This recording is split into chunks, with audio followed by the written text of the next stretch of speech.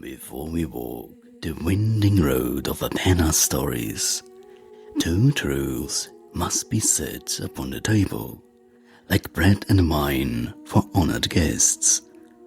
First, mythology is not the religion, it is a mirror of it. The tales were told to reflect truths of the deities and not to define them. The deities stood long before the stories and will stand long after. Second, in the Hellenic world, the deities are not merely humans with divine power. They are cosmic principles, eternal forces, and divine intelligences who act upon the world with purpose beyond mortal measure. In this little deep dive, we will not further go into this topic, but it needed to be said. Furthermore, this little deep dive does not go into too much details. This will be reserved for later parts of our endless journey. It does serve as my response to all of the deep dive videos about my overall beloved goddess Athena. All the videos and blog posts, all the comments that falsely accuse Athena of being cruel and vengeful, for they are misleading, blurring the line between mythology as part of a religion and mythology as part of literature, casting the Roman narratives alongside the original Greek ones, further enhancing the misconceptions by leaving out where the stories originated, treating them as different versions of the same story. Therefore, let my voice be heard and the misconceptions being cleared, because this is how you are doing a comprehensive deep dive.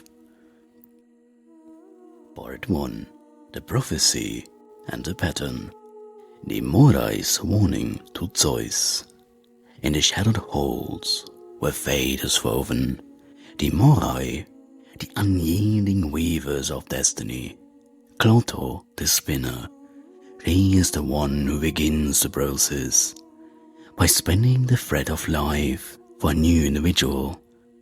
Lachesis, the allotter or measurer, she determines the length of the thread, thus allotting the lifespan of the person.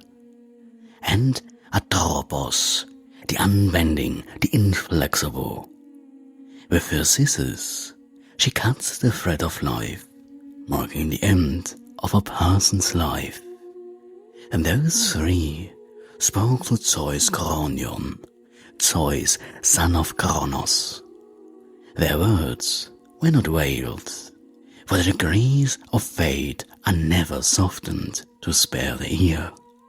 If the child Metis bears you a son, he shall rise in strength to cast you down. If it is a daughter, she shall be your equal in power. This was no idle threat, but the echo of an older law, the cycle that had already turned twice before.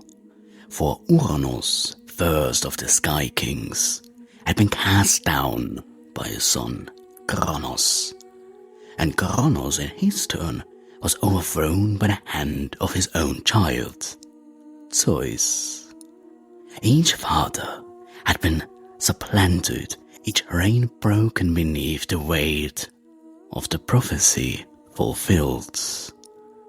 Zeus, mindful of these ancient patterns and knowing that no god, not even the Aegis bearer, stand beyond the reach of Ananke, necessity, resolved that the chain must break with him. He would not await the coming of his doom, as his forebears had done. Metis, the titaness of deep counsel, wisdom, and cunning mind, was persuaded. By speech or guile, the poets do not agree, to take on a form small and yielding, a bee or a drop of water, In that instant, Zeus swallowed her whole, thinking to imprison both mother and unborn child within himself. Thus did the king of the gods imagine that he had outwitted fate. Yet the Moroi do not weave in vain, and what they had spoken would come to pass, though not in the manner he feared. We do have plenty of stories, both part of the Greek canon and later additions, beginning with the birth of Athéna, Gigantomachy, gifts of humanity, Pandora and creation of humankind, then the contest for Athens, the Typhon battle, Perseus, chase and the Argonauts, followed by Erichthonios, Bellerophon, Herakles and the 12 labors, and finally, the overthrow of Zeus, the Trojan War, and Odysseus' journey, the Odyssey. So, let us begin with the ones that are part of the main canon. Part 2. The Birth of Athéna. Seasons turned above Olympus, and Zeus believed his deed accomplished. Medusa, the wise counselor, lay hidden within him, her voice now a quiet ember in the vastness of his being. Yet the womb of wisdom is not easily silenced. In the secret dark of her confinement, she labored unceasingly, shaping, tempering, and armoring the child she bore. The sound of her work was unlike the din of mortal smithies. It was the steady, rhythmic ringing of inevitability, the forging of a mind that would stand beside kings and before armies, a will born to steady the helm of both war and peace. Within Zeus's skull, each strike of Medusa's unseen hammer was a tolling in the chambers of heaven, a note struck in the deep loom of fate. At first, it was but an echo, a whisper under the din of consults and the clash of storms. But as the months ripened, the pulse of creation grew heavier, sharper. Zeus felt it as an ache behind the brow, and then as a pressure that drove out all other thoughts. He was the cloud-gatherer, the aegis-bearer, lord of lightning.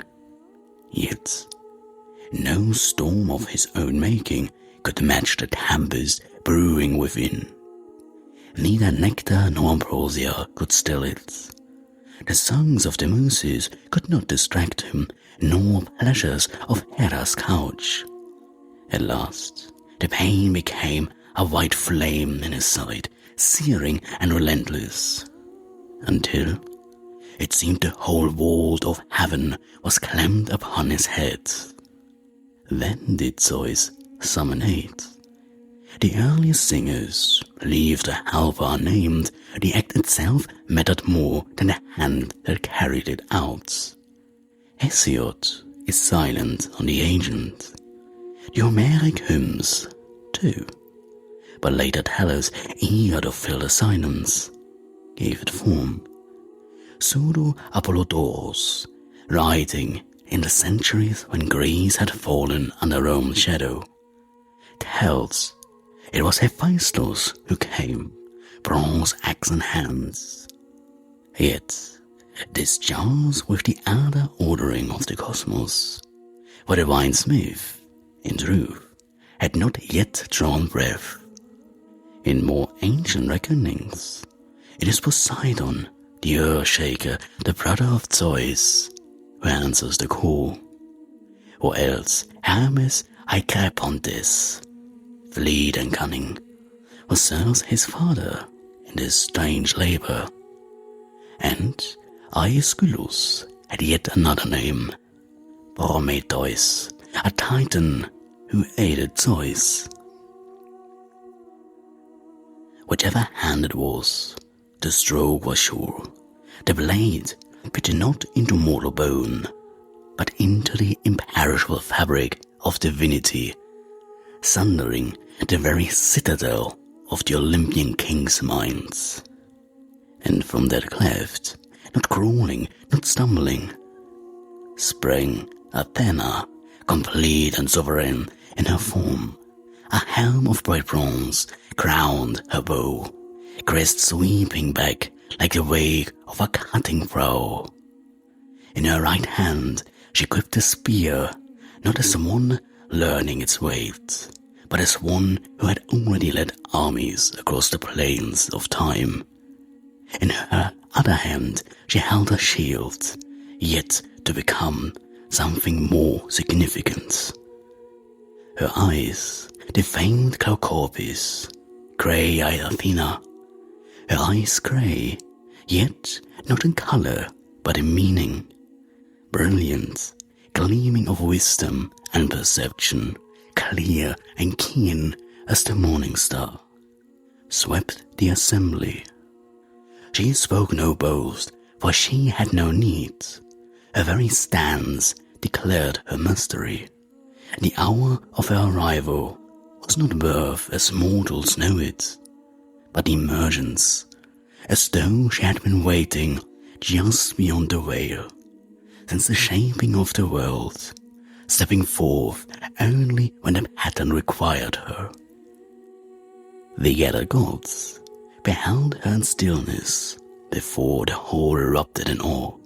The hymns say that the heavens rang with their cries, and Gaia herself gave a trembling sigh, for she knew this one would be the shield of cities, the bulwark against chaos, the mind that tempers the swords.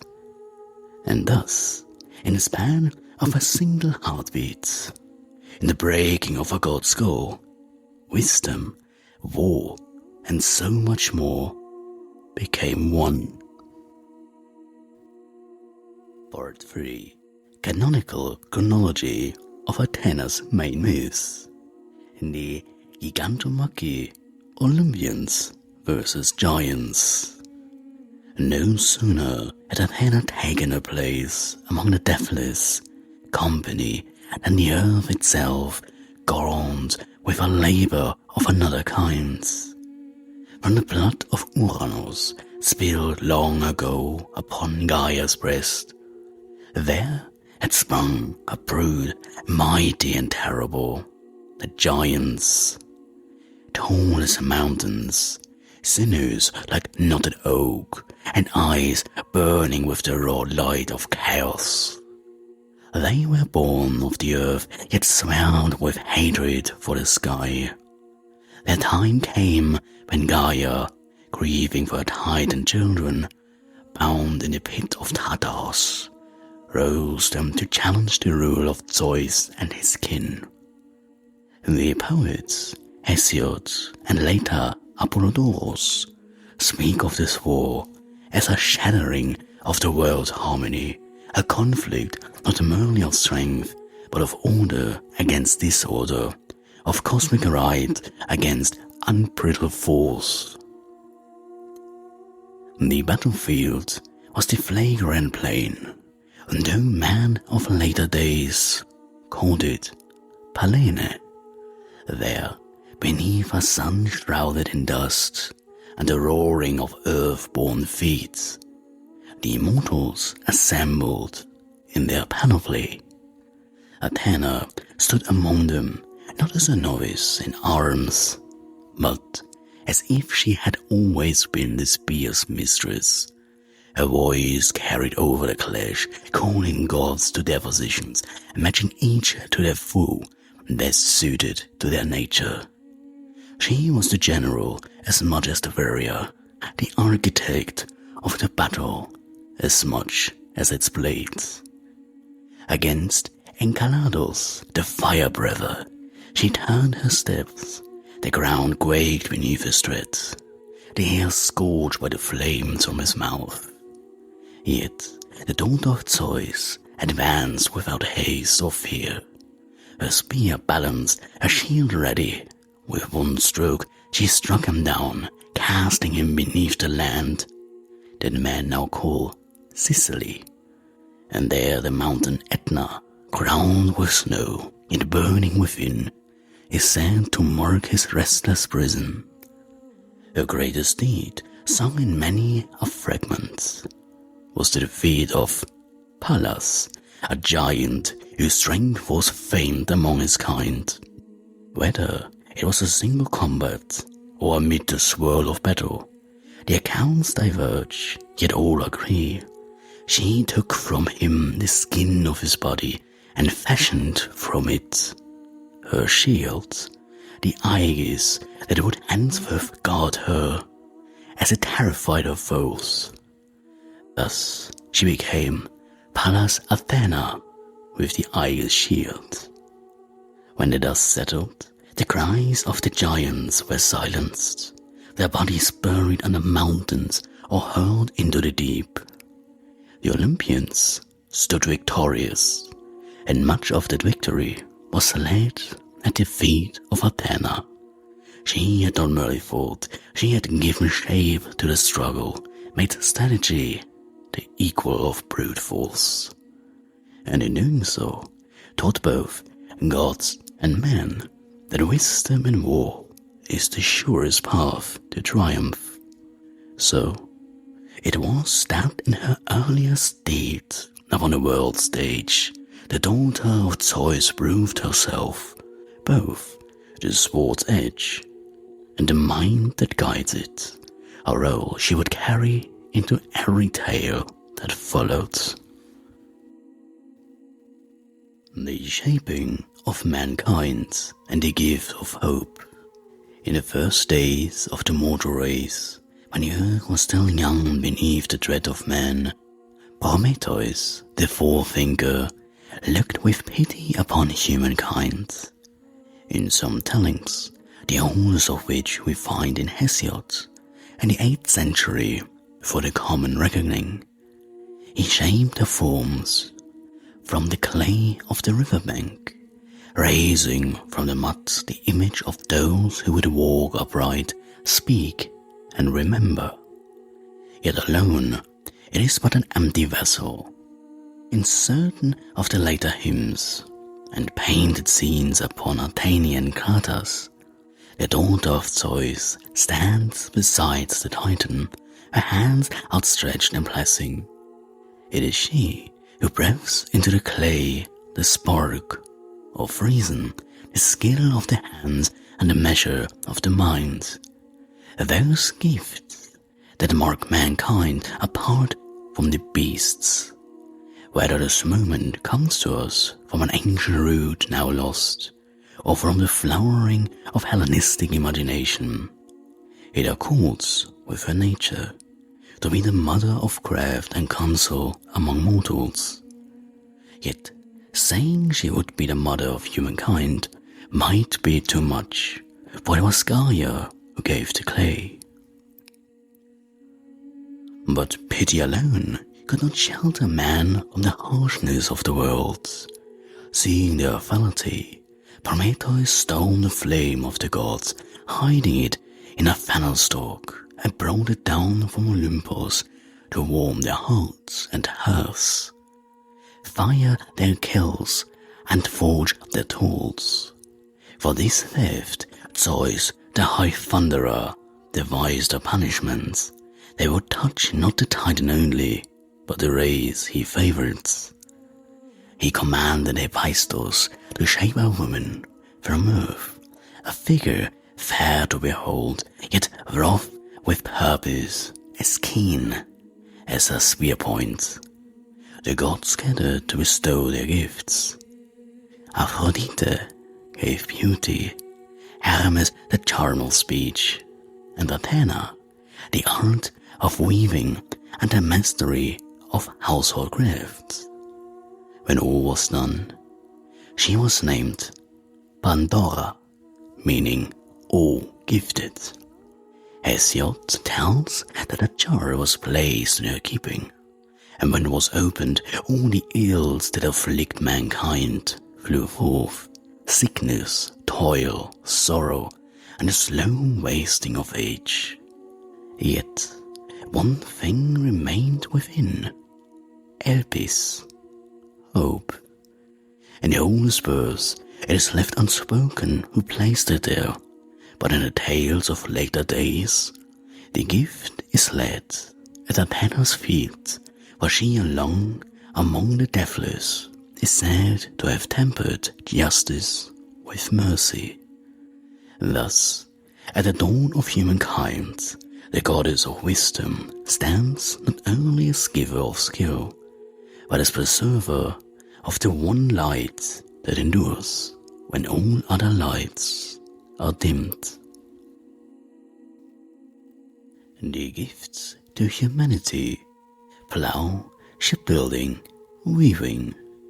If the shaping of mankind had marked Athena as the silent midwife of reason, her works in the ages that followed revealed her as the nurturer of civilization itself. But though she bore the spear, it was never for conquest's sake.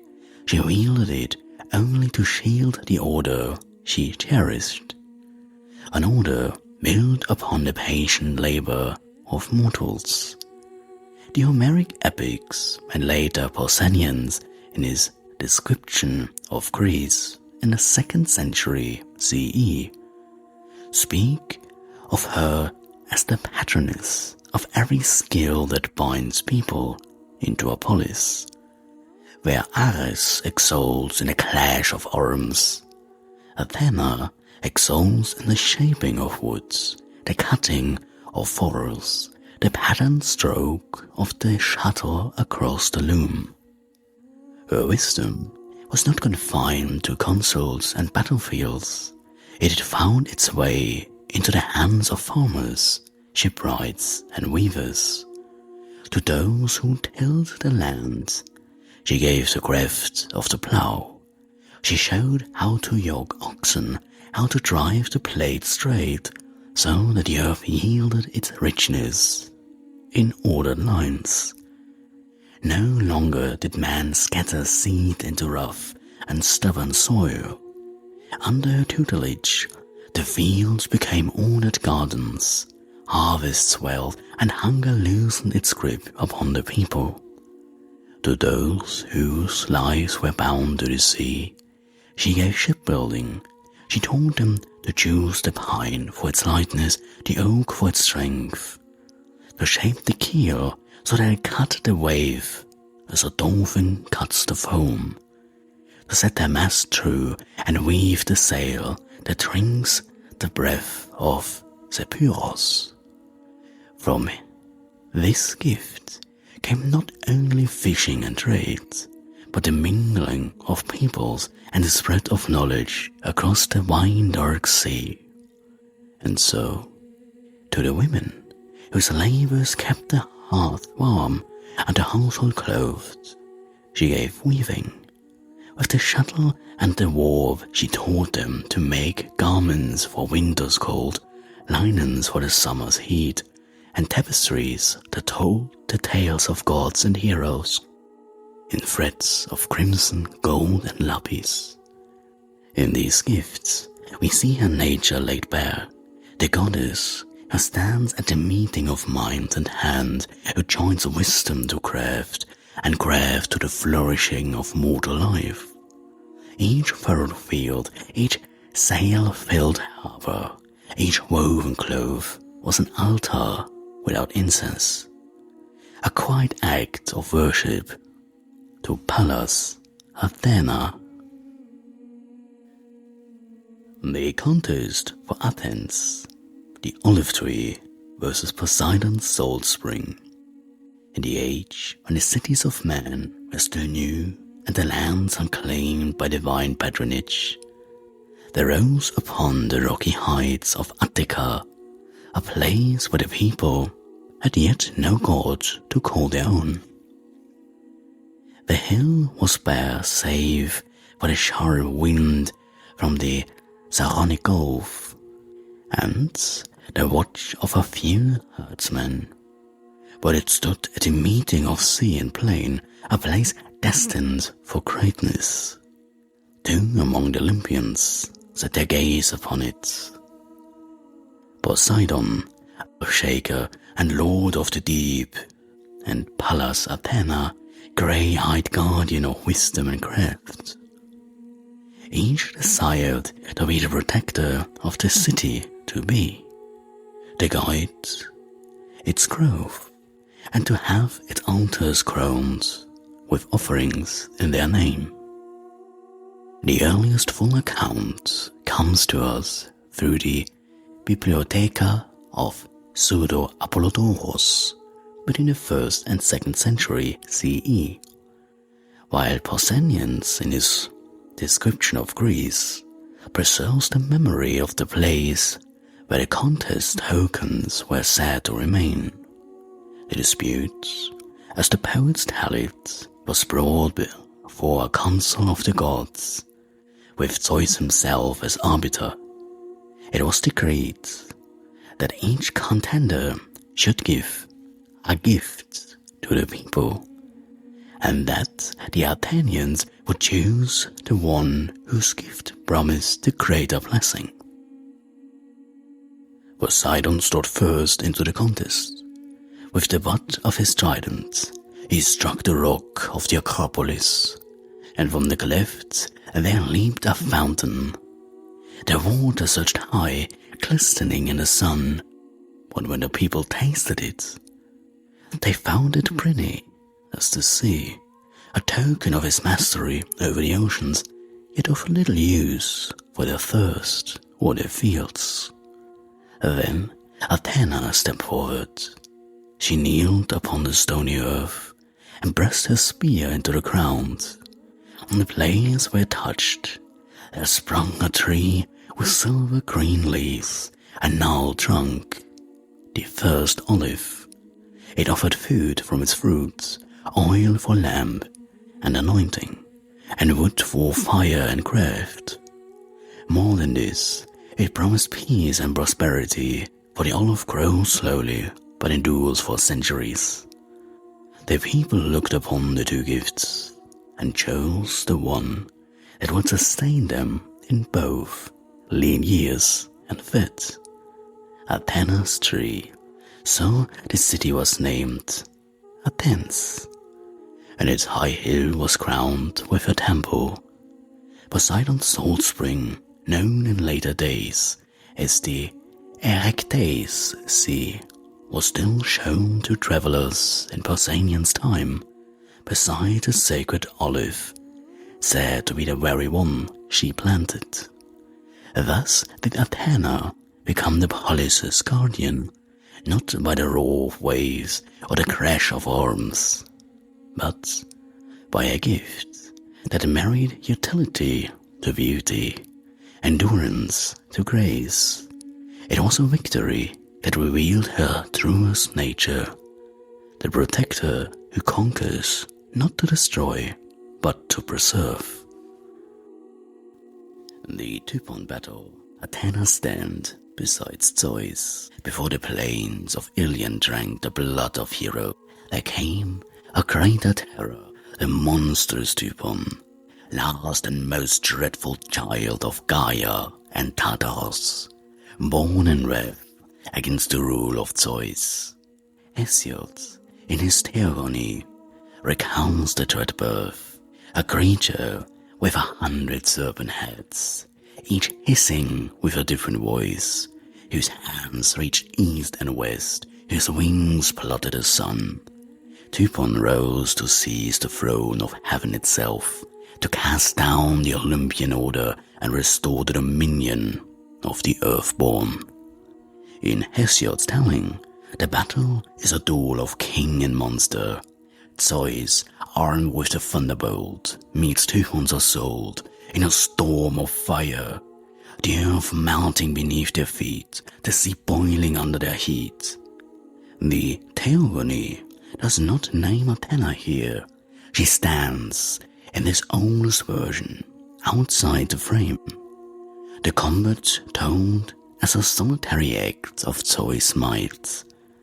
Yet, later traditions, both Greek and Hellenistic, sought to weave her into the tale as steadfast counselor and comrade at arms. In one strand, preserved in Scholia and hinted at in Apollodoros in the Bibliotheca between the 1st and 2nd century CE, Athena is one of the few deities who does not flee in terror when Typhon advances, while others, in the variant recounted by Pseudo-Apollodoros, transform into animals and scatter to the deserts of Egypt. She remains at Zeus' sides. In certain local versions, she rallies the father of gods himself, urging him to stand firm, and together they meet the onslaughts.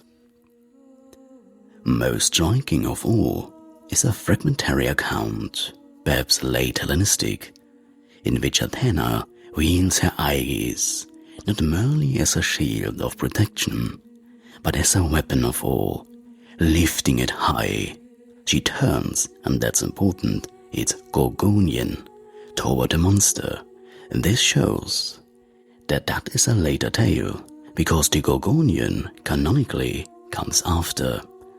Typhon, faced with the dread visage, falters, a heartbeat of hesitation that Zeus ceases to strike with the lightning. This detail, absent from Hesiod, has the flavor of the later mythographer's art, which is obvious because the Gorgonian head is introduced only later in the Greek canon, magnifying a role as both strategist and active combatant in the defense of Olympus. Yet, not all traditions grant her such constancy. In the Metamorphosis of Antonius Liberalis, in the 2nd century CE, and other later retellings, Athena is numbered among those who flee with the rest, changing form to escape the monster's rage. This multiplicity of accounts speaks less to inconsistency than to the adaptability of myth. In some places, Athena is the bulwark of the divine order. In others, even she is swept into the primal terror Typhon embodies. Thus, in the story's oldest form, Hesiod gives us Zeus alone in his duel with the earthborn terror. In the later imagination, Athena's presence, whether a steadfast ally, wielding of the aegis, or even reluctant fugitive, reflects each poet's vision of the goddess. For our part, we note that the image of her standing beside Zeus, unshaken when others fled, aligns most closely with her canonical nature, the embodiment of courage and reason before the face of chaos. Herakles and the 12. First, the Nemean lion. The tale of Herakles' labor begins, as so many Greek heroic cycles do, with the weight of atonement, having been driven to a fit of madness by the relentless spite of Hera. Herakles slew his own children, an act that shattered both his house and his standing among mortals. Seeking purification, he went to the oracle at Delphi, where Pythia, inspired by Apollo, decreed that he must serve King Eurystheus of Mycenae for 12 great labors, each so perilous as to be fit for a man fated for legends. The first task sent him to the hills of Nemea, where a lion of monstrous size and divine parentage ravaged the land. In some accounts, this lion was the offspring of Typhon and Echidna. In others, a child of the moon goddess Selene, born to test the metal of heroes. Whether its origin, its height was impenetrable to bronze or iron, rendering all common arms useless. Athena, who had already marked Herakles as a hero of worth, did not meet him here as a warrior beside him in the fields. Her role was subtler, in keeping with her nature. Vase paintings from the 6th century BCE often show her standing at his side in the aftermath, a silent witness to the shaping of his legend. And the older oral traditions hinted at in the shield of Herakles. It is she who reminds him, before the hunt, the brute force alone will not win the day. The hero must learn the enemy's nature before striking. He followed her counsel, observing the beast and learning its ways. When his arrows glanced off the lion's hide, he drove it into a narrow cave with 2 entrances. Blocking one, he entered the other, sealing himself inside with the beast. The battle was fierce and close, no distant spear thrust here, but a raw contest of man against beast, sinew against sinew. Herakles seized the lion's throat and held fast, wrestling it until its breath ceased. Then came another problem. How to strip the hide? No blade could cut it, until Athena, whether in thought or in sudden appearing, prompted him to use the beast's own claws as a tool. So armed, he flayed the pelt and set it upon his shoulders, the hilt as helm, the hide as armor. When he returned to Mycenae, Eurystheus, struck by the sight of him, hid in fear inside a great jar, issuing all future orders for its safety. The lion's skin would become Herakles' most enduring emblem, a symbol of strength unassailable and of the hero's ability to turn the gifts of an enemy into his own defense. And thus, in the first labor, Athena's hide was not the flash of the spear, but the quiet seed of strategy, the reminder the mind must guide the hand. It is a pattern that it would repeat in their alliance. Herakles might, armed and directed by a council, would achieve what could not be done alone. The second labor, the Lernaean Hydra. From the dry hills of Nemea, Eurystheus sent Herakles southward to the swamp of Lerna, in the Argolids, a place feared even by seasoned hunters and warriors. For there dwelled the Hydra, a serpent of monstrous size, whose very breath was poison and whose blood carried death in every drop. Its most dreadful power lay in its heads, 9 according to Apollodorus, though earlier traditions vary, some naming as few as 5, others as many as 50. Whichever the count, one head was immortal, and for every mortal head struck down, 2 would grow in its place. The Hydra's lair was an ancient spring, guarded in some accounts by Hera herself, who had reared the beast to be Herakles' doom. When the hero approached, bow in hand, the air grew thick with the stench of venom and the hiss of shifting coils. The creature's heads wove and struck in a deadly rhythm, each lunging from a different angle. Here, Athena's hand in the labor is more explicit. In the older epic tradition, now lost but hinted at in Scholia, and preserved most clearly in Apollodorus' Bibliotheca, it is she who advises Herakles that to meet the Hydra's strength head-on is to lose. The battle must be one of method, not merely of might.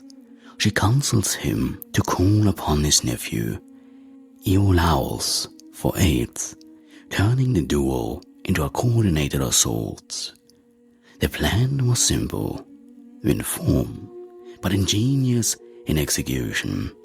As Herakles cut away each mortal head, Iolaus, guided by Athena's instruction, would cauterize the stump with fire, sealing the wound before the serpent could regrow.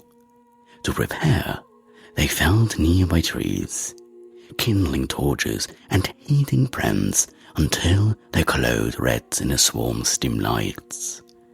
The fight was long and perilous. Venom spattered the ground, killing plants and searing flesh. Herakles' lion skin shielded him, but the air itself seemed to thicken with death.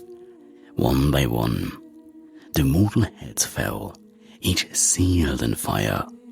At last, only the immortal head remained, striking with unending fury. This Herakles served and buried deep in the earth, placing a great stone upon it, lest it rise again. The hero then could open the Hydra's body and dipped his arrows in its black blood, giving them a deadly potency that would endure. A gift and a curse, for these same arrows would later bring about his own death. Erichthonios, upon hearing of the victory, refused to count the labor, and claiming Herakles' use unfair, eyed from Iolaus. Yet the truth lay in Athena's design. The goddess had once more shown that wisdom, preparation, and the measured use of allies are the true weapons in any contest. Thus, in the marshes of Lerna, Herakles learned that some foes cannot be conquered by strength alone, but must be undone at the root, a lesson that would serve him and those who followed in many battles yet to come. The third labor, the Cairnian hints. For the third task, Erichthonios set Herakles upon a quest, not of brute force, but of endurance and restraint, a test that by its nature called for the counsel of Athena more than the edge of any sword. He was to capture alive the Cairnian hint, a creature sacred to Artemis herself, whose beauty was matched only by its swiftness. The hind roamed the forests of Mount Cairnia in Arcadia. Its hide gleamed with sheen like beaten gold. Its antlers were tipped with the light of dawn, and its hoofers never faltered.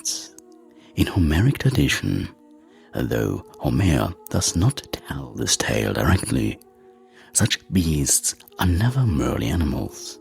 They are embodiments of divine will, and to harm them is to trespass upon the power of the gods. Apollodorus, in his Bibliotheca, preserves the essentials. The hind was larger than a bull, swift as the north wind, and untiring. Herakles was forbidden to wound it, for to shed its blood would provoke Artemis' wrath, and Erichthonios demanded it be brought back alive. This was the true challenge, not to conquer, but to subdue without harm. Athena's role in this later is subtle yet viral.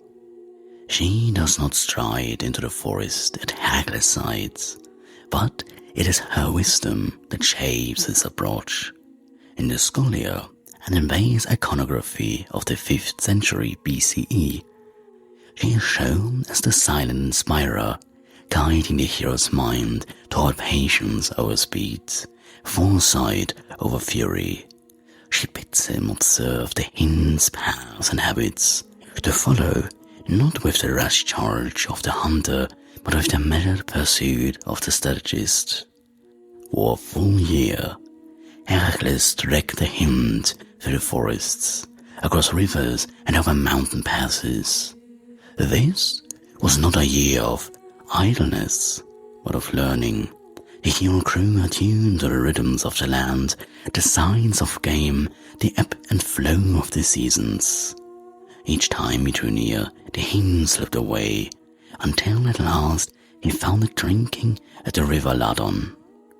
Moving as the shadow of a cloud, he loosed a net of speed and precision, closing the distance before the beast could flee. Some accounts say he pinned its legs with a swift throw, others that he trapped it in a thicket.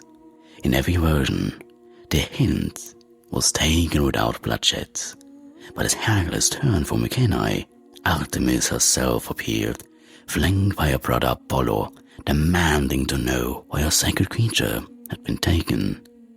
It is here that Athena's unseen counsel bore fruit.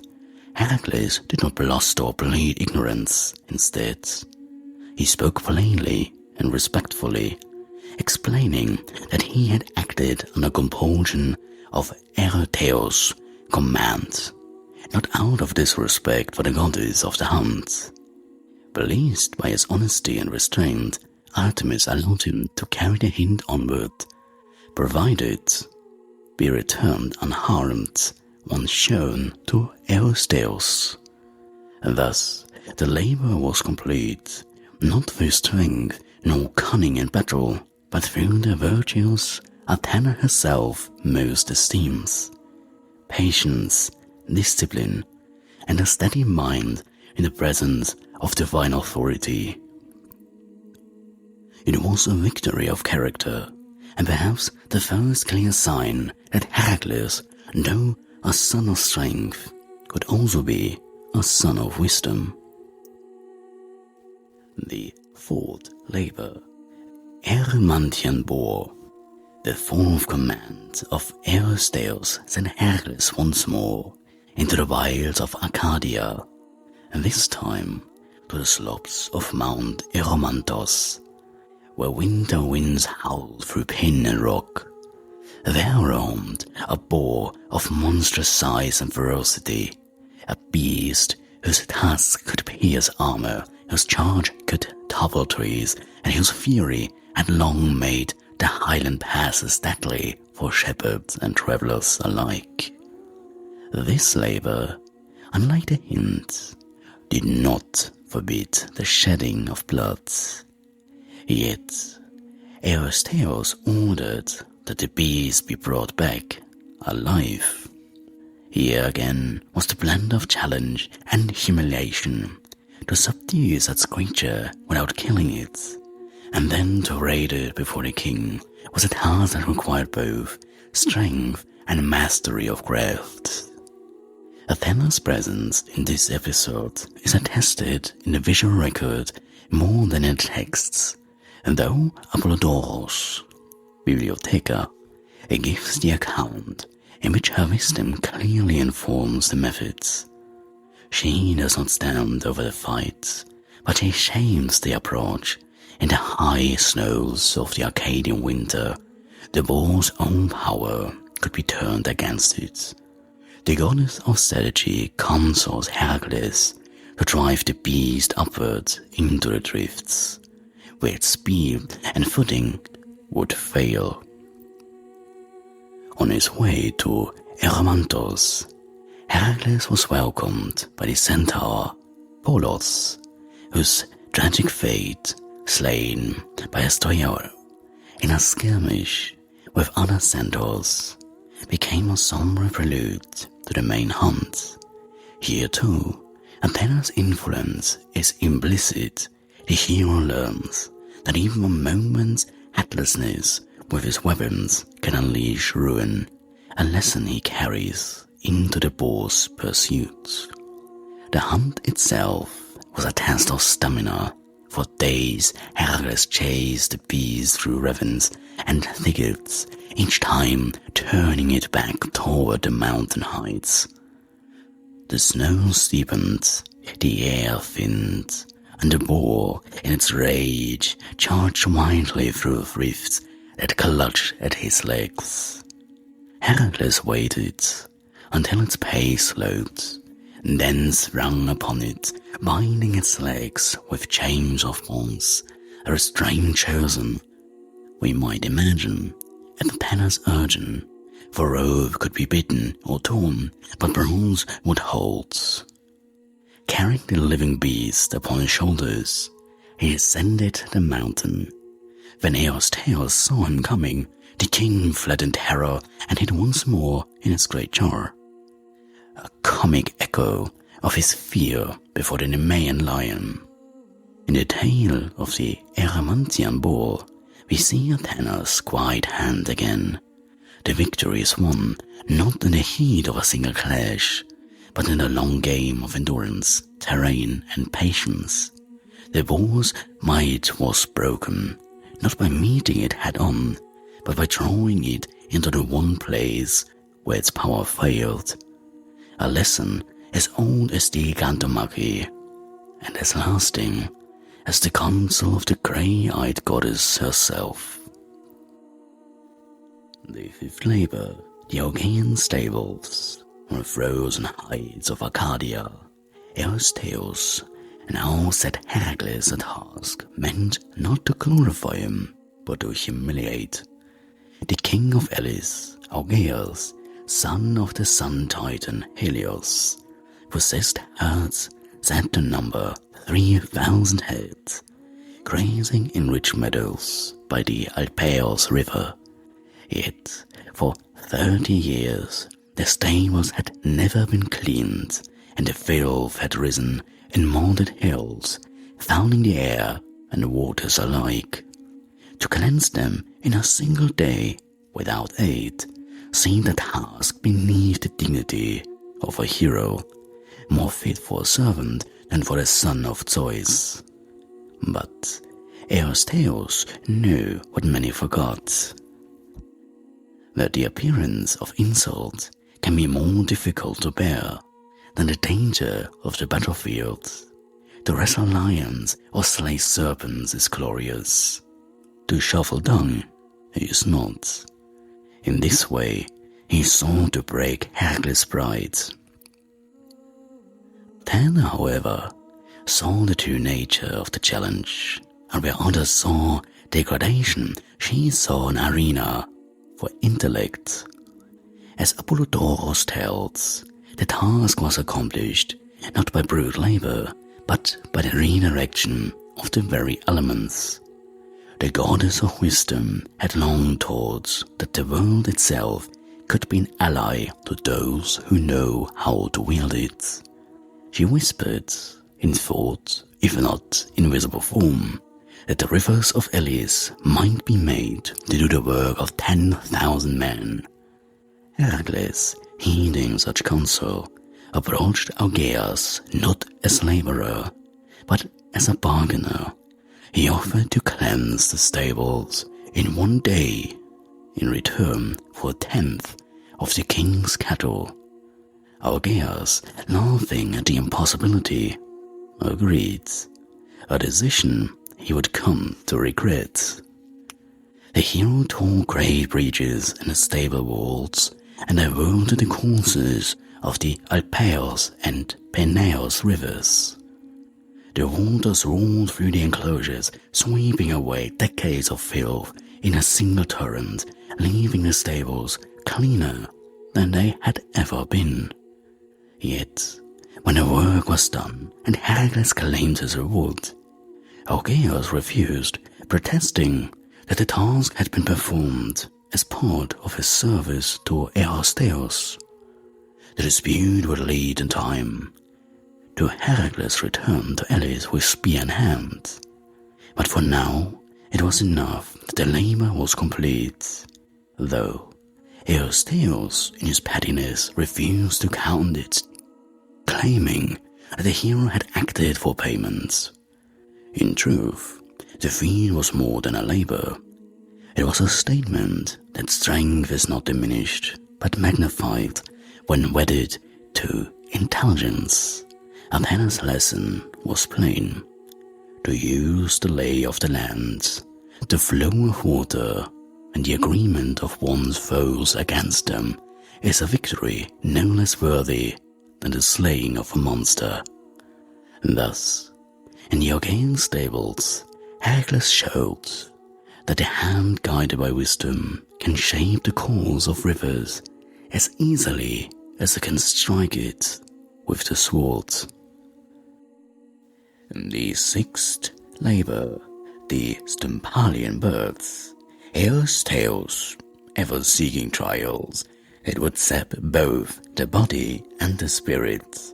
Next sent Herakles into the marshlands of Stympalos in Arcadia, a place where stagnant waters lay under a shroud of mist, and the reeds whispered with unseen life. There had gathered a great flock of monstrous birds, sacred in some tellings to Ares, their bronze beaks sharp enough to pierce a man's armor, their talons curved like sickles, their feathers themselves deadly missiles that they could launch in volleys.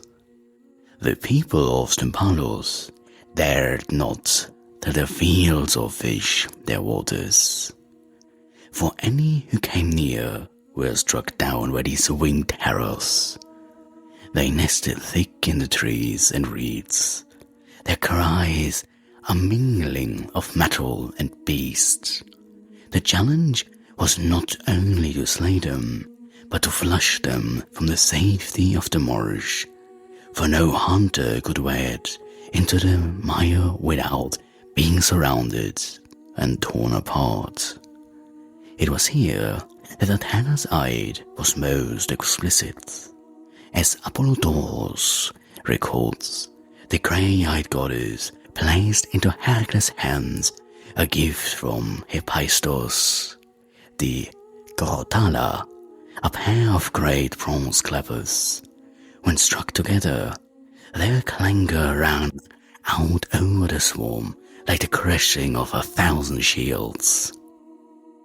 The birds, startled from their roosts by the din, took to the air in a great Celtic storm.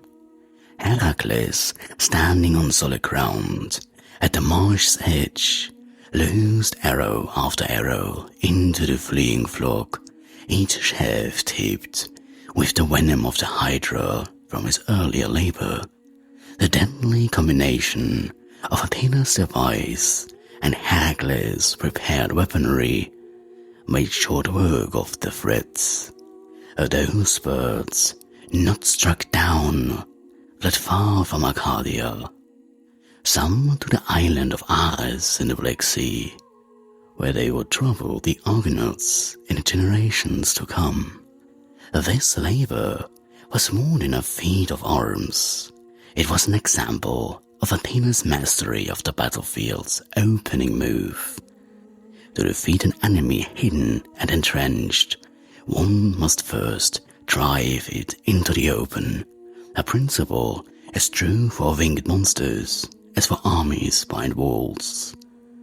When Herakles returned to Mycenae, the tale of the bronze clappers spread quickly, for never before had such a device been seen. It was a reminder that the gifts of the gods are not only in the strength they lend to one's arm, but in the tools they place within it, and in the wisdom to use them well. Thus, in the marshes of Stympalos, Herakles and Athena together turned sound into weapon, fear into flight, and flight into victory. A union of mind and might that would mark many of their shared endeavors. The seventh labor, the Cretan bull, from the high marshes of Arcadia, Herakles was sent across the wine-dark sea to the island of Crete, there to subdue the mighty bull that had laid waste to the land. This was no ordinary beast. Its origins lay deep in a tangled web of Cretan myth. Some say it was the bull given by Poseidon to King Minos, to be sacrificed in the god's honor. Yet Minos, taken by its splendor, kept it for himself. And in vengeance, Poseidon drove the creature into madness, so that it tore through fields and olive groves, goring men and scattering the herds. Eurystheus commanded that Herakles capture the bull alive and bring it to Mycenae. The task, while dangerous, was not wrapped in the venomous cunning of earlier labors. There was no immortal head to sever, no divine prohibition to skirt. Instead, this was a trial of agility, nerve, and the ability to master a creature born of divine wrath. Here, the ancient sources are more muted on Athena's role. Apollodorus makes no mention of her direct intervention, and vast paintings often show Herakles alone in the act of seizing the bull's horns. Yet, even in silence, the pattern of her influence can be traced. By this point in his labors, Herakles had already learned, through her earlier counsel, that charging headlong against raw power is folly. The great bull was a creature of great strength, but wild, untempered fury, and as Athena had taught in the Gigantomachy, and the hunt for the Erymantian boar, such force could be turned back upon itself. Herakles met the bull on the plain, letting it exhaust itself in repeated charges each time he stepped aside at the last moment, guiding it toward rocky ground, where its footing faltered. At last, seizing its horns, he wrestled it to the ground and bound its legs. The capture, though free of the spectacular devices of earlier feats, required the same marriage of patience and timing that Athena's teaching had instilled in him. Carrying the beast across the sea, he brought it before Eurystheus, who was so terrified that he released it at once. The bull roamed the Peloponnese before crossing to Marathon, where it would later meet its end at the hands of Theseus. In this labor, the absence of a divine gift or overt intervention from Athena is itself instructive. Not every challenge calls for the hand of the goddess to reach down in aid. Sometimes her work lies in the lessons already woven into the hero's mind, guiding him even when she is unseen. In the eighth labor, the mares of Diomedes, northward Herakles was sent into the rugged lands of Thrace, where Diomedes, son of Ares, ruled with cruelty. This king possessed horses unlike any others, not the noble steeds of war, but monstrous mares with a taste for human flesh, kept chained and fed upon strangers who wandered too near. To tame them or to take them was to command Eurystheus set before the son of Zeus. In Apollodorus' telling, Herakles did not march alone. Companions went with him on his grim venture, and together they reached the stables where the beasts were kept. The mares, maddened, raging, could not be approached by ordinary means, for the very scent of man set them into frenzy. Here we may discern the hand of Athena once more. It was not brute strength alone that could master such creatures, but strategy. Herakles seized Diomedes himself, and, in a grim justice befitting the crime, cast him as fodder to his own mares. Gorged at last and saddled, the horses grew docile, and the hero was able to bind them. Yet, the tale carries a shadow. In some accounts, the Trojans rallied against him, and in the strife, a dear companion, Abderos, who had charge of the mares, was torn apart by them. Herakles buried him with honors, and upon that ground later rose the city of Abdera, named for the youth whose fate became part of the story. Thus, the labor was won, though not without cost. The mares, once delivered to Eurystheus, were set free, some say, and wandered to the slopes of Olympus, where wild beasts destroyed them. Others held that they were consecrated to the gods. Whatever their end, the lesson endures. Violence begets violence, and the cruelty of Diomedes was turned back upon himself. Through the lens of Athena's guidance, this labor shows more than brute conquest. It reveals a balance of mind and might, the foresight to see that the enemy's own vice could be his undoing, and the resolve to turn savagery into ordered victory. In this way, even among horrors, the grey-eyed goddess's hand is discerned. The ninth labor, the girdle of Hippolyta. On the shores of Hellas, Herakles was sent eastward, across the sea and into the lands of the Amazons, the fierce warrior women, said to be the daughters of Ares. Their queen, Hippolyta, bore a war cradle, given to her by the god of war himself, a symbol of her authority and a prize unmatched in value or honor. Odysseus demanded this as a gift for his daughter, Admete, and sent Herakles to claim it. The journey carried the hero to the Black Sea and the city of Themyscira, heart of Amazonian power.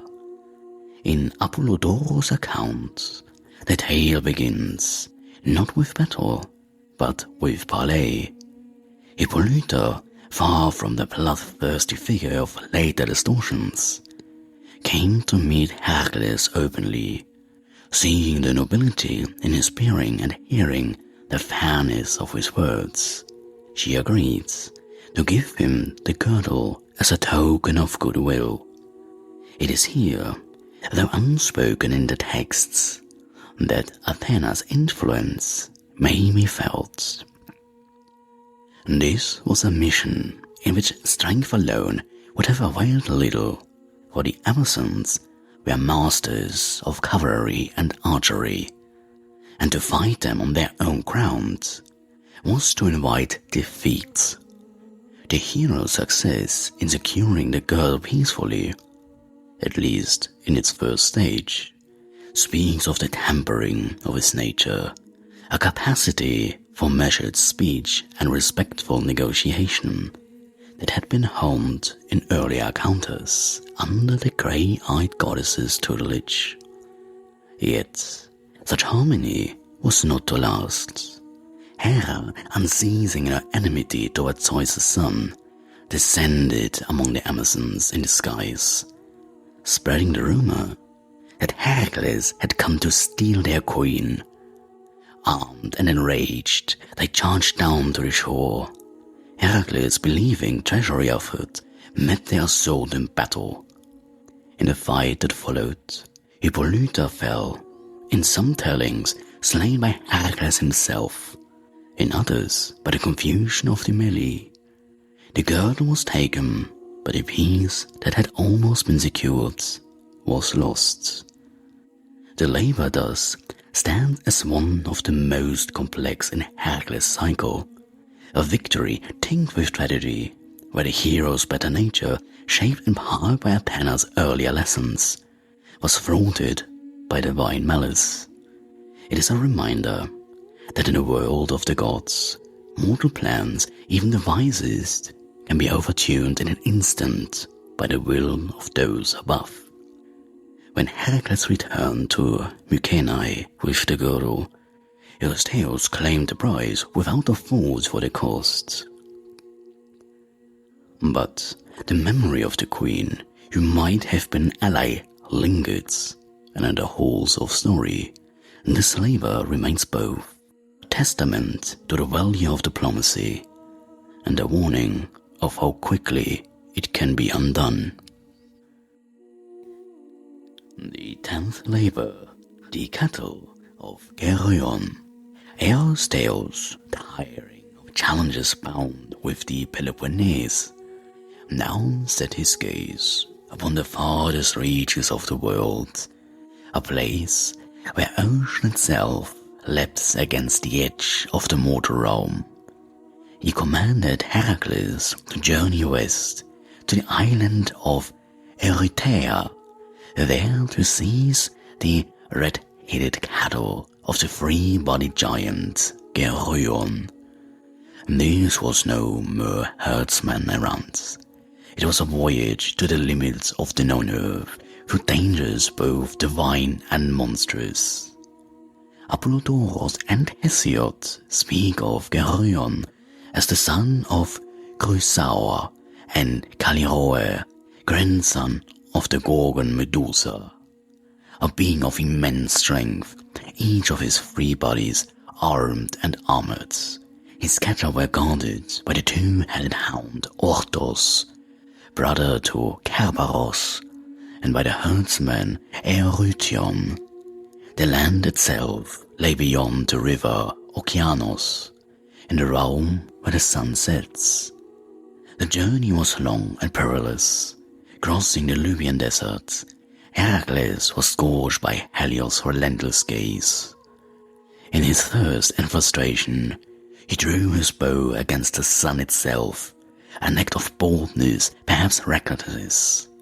Helios, rather than striking him down, admired his daring and lent him a golden cup, vast enough to bear him across the sea of Erythea.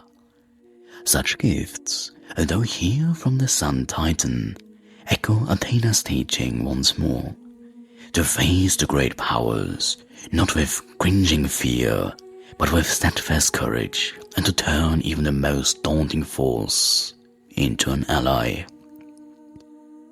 Upon reaching Erythea, Herakles struck swiftly.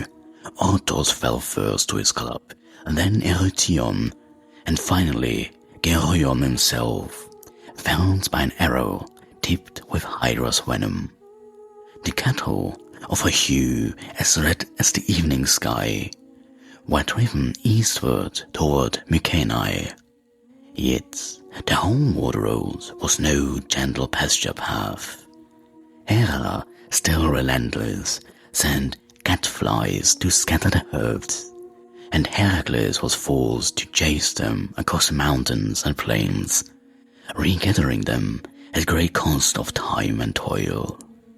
Though Athena is not named in this slaver, her influence lingers in the manner of its execution. This was a feat not of brute conquest alone, but of navigation, timing, and the marshalling of resources across vast distances. The lessons of the Stympalian birds and the Erymantian boar, to strike at the right moment, to use terrain and circumstance, found their echo here, guiding the hero in the coordination of his far-flung enterprise. When at last Herakles brought the cattle to Eurystheus, the king sacrificed them to Hera, thinking thereby to spite the hero. Yet the tale, as it passed into the songs of later poets, became one of triumph, for it showed that the reach of Herakles, like that of the sun and sea, could extend to the very edges of the earth. The 11th labor, the apples of the Hesperides.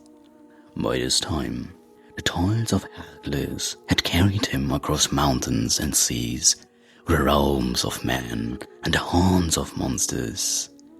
Yet, Erichthonios now set before him a task shrouded in both secrecy and danger, to fetch the golden apples of the Hesperides. These sacred fruits, gleaming with the light of immortality, grew in a garden at the farthest western edge of the world, beyond the stream of Okeanos. They were a wedding gift from Gaia to Hera, guarded by the Hesperides, daughters of night, and by the serpent Ladon, coiled around the tree with sleepless eyes. The location of this garden was no common knowledge. Even Apollodorus speaks of Herakles' long wandering in search of its path, a journey that became a tapestry of encounters with the wonders and terrors of the earth. Along the way, he freed Prometheus from the bonds to which Zeus had chained him, slaying the eagle that devoured his liver.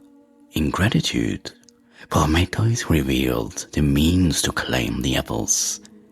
Herakles must seek Atlas, the Titan who bore the ward of heaven upon his shoulders, and persuade him to fetch the fruit in his steeds. Here, Athena's wisdom is woven into the tale, though not always named outright. For this was no trial of simple combat. It was a challenge of strategy, trust, and the management of powers far greater than one man. Reaching the pillar-bearing Titan, Herakles offered to bear the sky, while Atlas retrieved the apples. The Titan agreed, glad for a respite from his eternal burden. When Atlas returned, apples in hand, he sought to leave Herakles beneath the crushing doom of the heavens. It was then that the son of Zeus turned to the subtlety of speech, a skill Athena had honed in him. Feigning agreement, he asked Atlas to hold the sky once more, while he shifted the weight to a more comfortable position. When the Titan complied, Herakles took the apples and departed, leaving Atlas to his fate. Yet the labor did not end here. In the Bibliotheca, it is Athena herself who ensures the safe delivery of the prize, for the apples sacred to the gods could not remain in mortal hands. She returned them to their place in the garden, thus fulfilling the letter of the task while preserving the divine order. Without her, the labor would have been undone, for mortal possession of such treasures could only bring the wrath of Olympus. Thus, the 11th labor stands as a testament to the harmony of mind and might, the brawn to bear the sky, the wit to outmatch a Titan, and the divine favor to ensure that the deed was not in vain.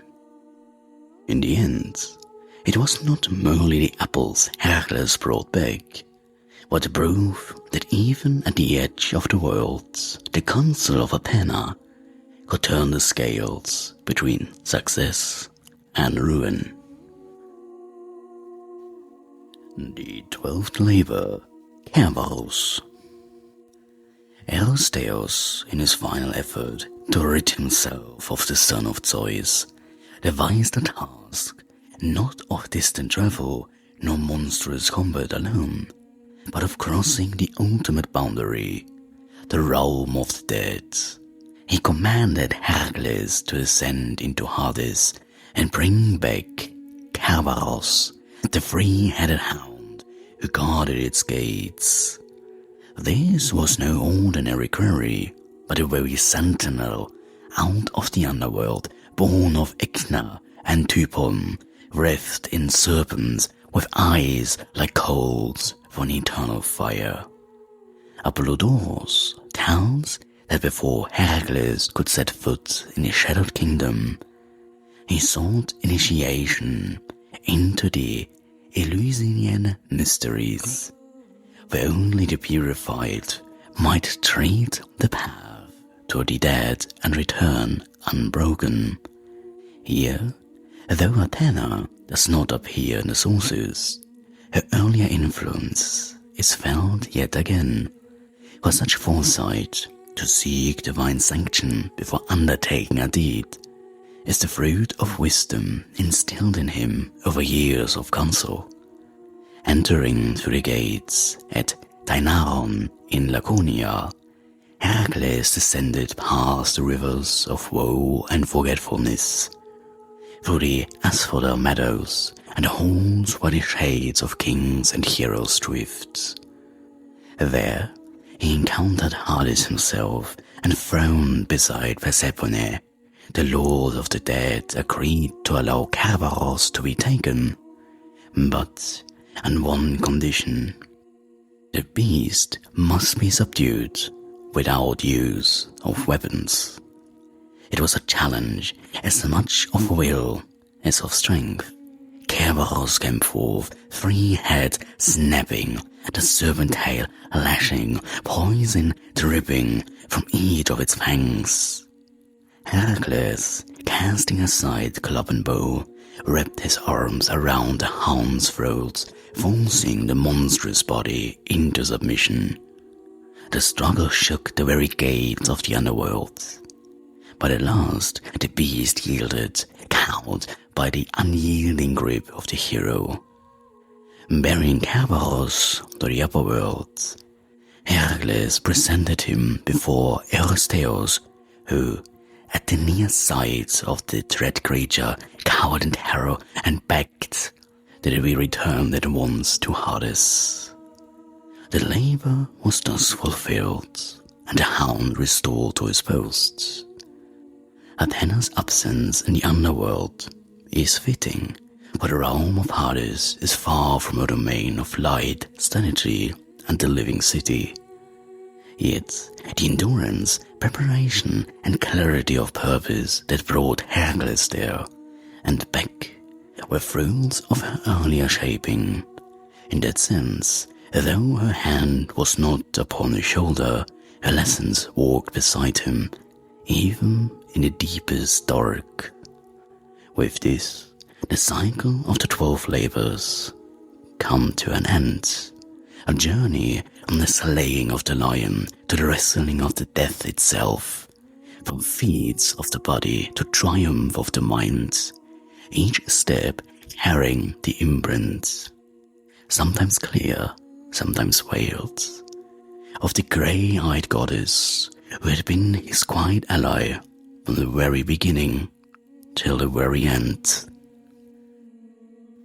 The Trojan War, the true Iliad, in the generations after the founding of Athens, when heroes still walked beneath the gaze of the deathless ones, there came the war that would be sung for all ages, the long siege of Troia, and in that struggle Athena's hand was present, not as the weaver of deceit or cruelty, as later Roman tellings would falsely claim, but as the steadfast ally of justice and the defender of oaths.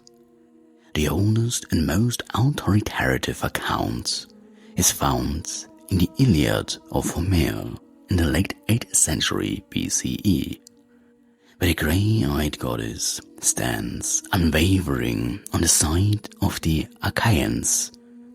Her cause was not born of petty spite, but of the outrage done to Xenia, the sacred law of guest friendship. Paris, son of Priam, had violated this trust by stealing away Helen from the house of her husband Menelaus, carrying her across the sea to Troia. Such an offense was not against mortals alone, but against the very order the gods upheld. Yet, even the tale about the golden apple is falsified, which we will come to see. Throughout the long war, Athena's aid was given to those who fought with honor and discipline. In the dust of the battlefield, she was a guiding presence, steadying the arm of Diomedes when he struck down arrogant foes, breathing courage into the heart of Achilles when he returned to the field, and restraining him from reckless slaughter when rage threatened to unseat his reason.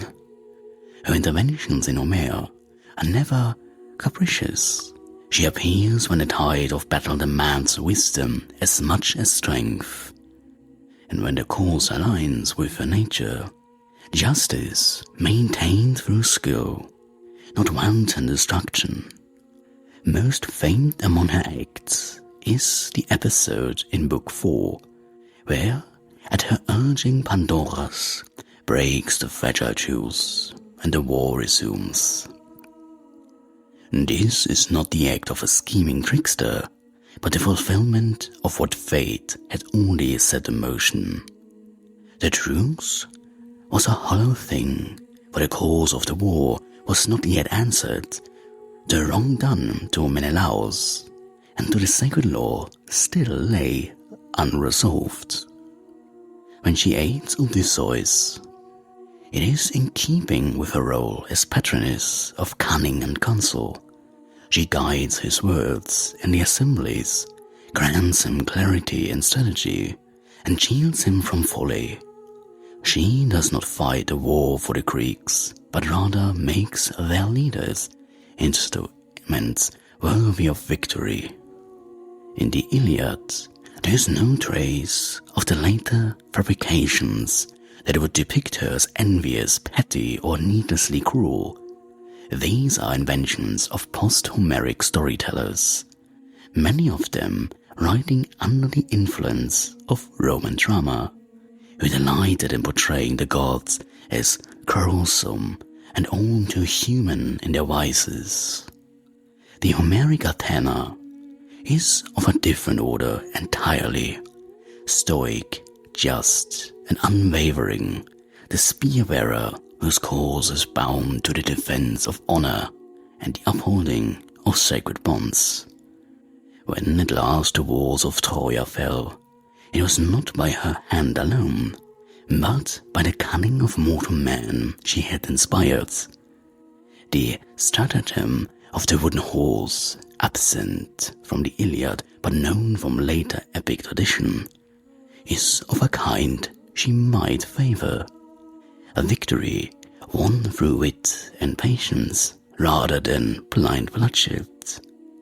Yet even here, in the older and purer songs, she remains not the destroyer of Troia for spite's sake, but the guardian of the justice that demanded its fall.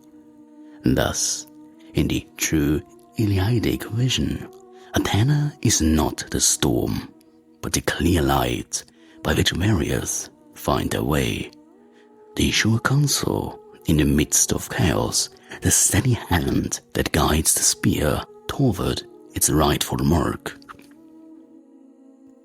The journey of Odysseus, patron and protector in the Odyssey, when the smoke of Troy's ruin had thinned upon the winds, and the Achaean host turned their brows toward home, there began for many the long voyage of return, the nostos that would test them more sorely than any field of war. Among these wanderers, none was dearer to Athena, nor more fitting to her patronage than Odysseus, king of rocky Ithaca, master of the spoken words and the patient stratagem. The Odyssey, composed by Homer in the late 8th century BCE, makes her role as a guardian and as a guide explicit from its very first lines. She appears before Zeus himself to plead for the hero's return, reminding the father of gods and men of Odysseus' steadfast heart and his offerings to the deathless ones. It is at her urging that Hermes is sent to command the nymph Calypso to release her unwilling guest from the bonds of her isle. In the trials that follow, Athena's presence is a thread woven through the fabric of the poem. She steels Odysseus against despair, cloaks him in mist to pass unseen among enemies, and lends to his tongue the eloquence that wins the trust of strangers. In the halls of the Phaeacians, she shapes him into a figure to inspire both awe and pity, guiding each word so that it falls with the weight of truth. Yet, her aid is never the blunt force of a god seizing fate by the throat. She works with mortal skill, sharpening it, refining it, and letting the hero's own wit and endurance be the tools of his salvation.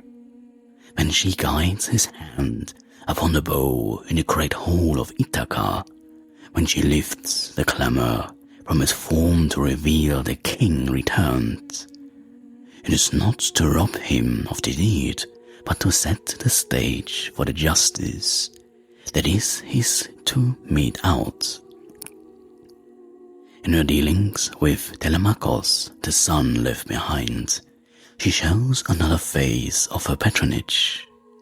Disguised as Mentis or Mentor, a name that has ever since signified the wise guide, she stirs the youth from passivity, sends him upon a journey to seek news of his father, and teaches him the ways of leadership. Here, she is not the patron of war, but of growth, shaping a prince into the man who will stand beside his father to cleanse the house of treachery.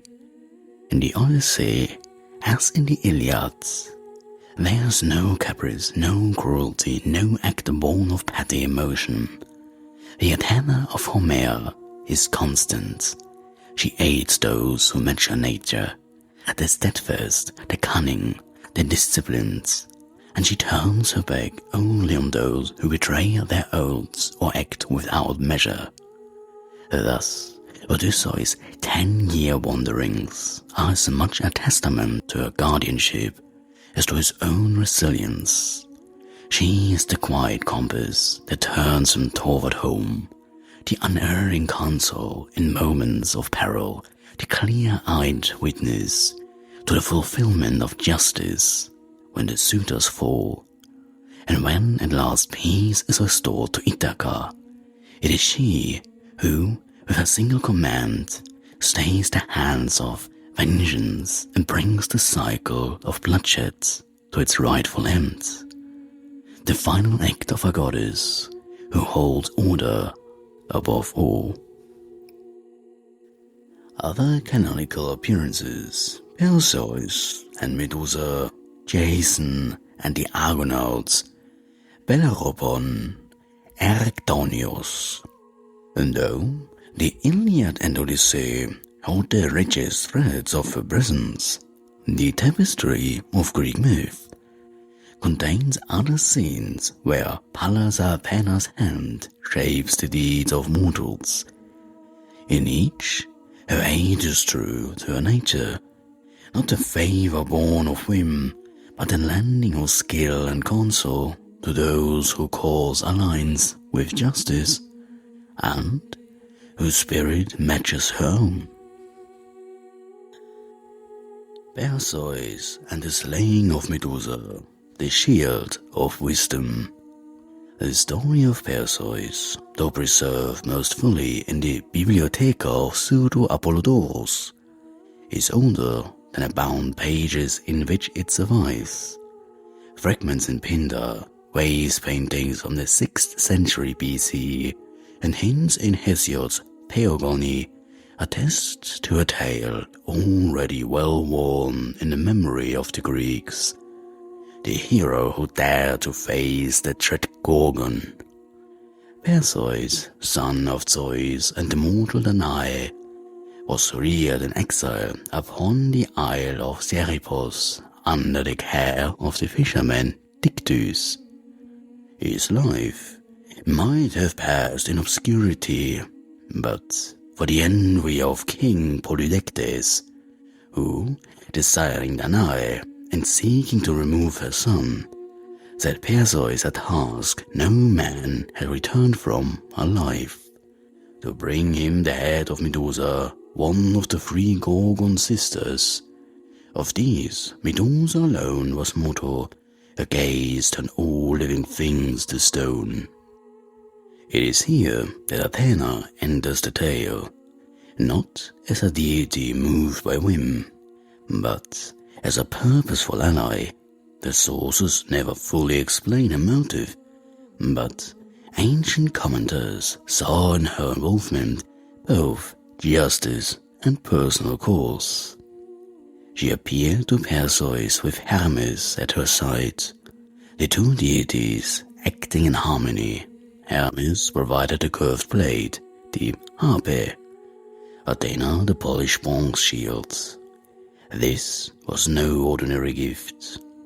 The shield surface was wrought to a mirror's gleam, enabling Perseus to see without seeing, to approach Medusa without meeting her petrifying eyes. This single stratagem reveals the core of Athena's nature: victory through foresight and precision, not brute force. Guided by their counsel, Perseus first sought out the Graiai, the Grey sisters, who shared between them a single eye and tooth. Seizing these tokens mid-hand, he forced them to yield the knowledge of the way to the nymphs, who kept the winged sandals of swiftness, the Kibises, a magical pouch, and the cape of invisibility or darkness. Each gift was a tool, but the success lay in the hero's ability to use them as intended. A truth Athena's favor always demands. When Perseus reached the lair of the Gorgons, he advanced backwards, watching their sleeping forms in the reflection of the shields. With one sure stroke of Hermes' blade, he severed Medusa's head, and from her neck sprang the winged horse Pegasus and the giant Chrysaor. Returning to Serepos, Perseus found his mother still beset by Polydectes. In righteous wrath, he revealed the Gorgon's head, turning a tyrant and his court to stone. It was then that Athena claimed the head for herself, setting it upon her aegis, or breastplate.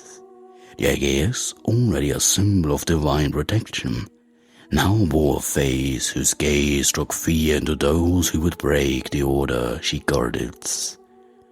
In the ancient mind, this was not a trophy of vanity.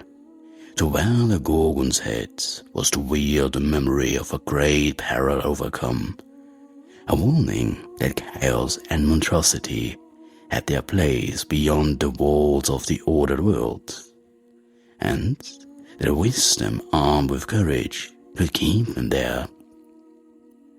Athena did not slay Medusa herself, for she is not the usurper of mortal glory. Rather, she lent Perseus the means to prove himself. In this way, the story is emblematic of her role across all myth. She does not curse, nor does she fight in place of the hero, but teaches him to fight as he ought.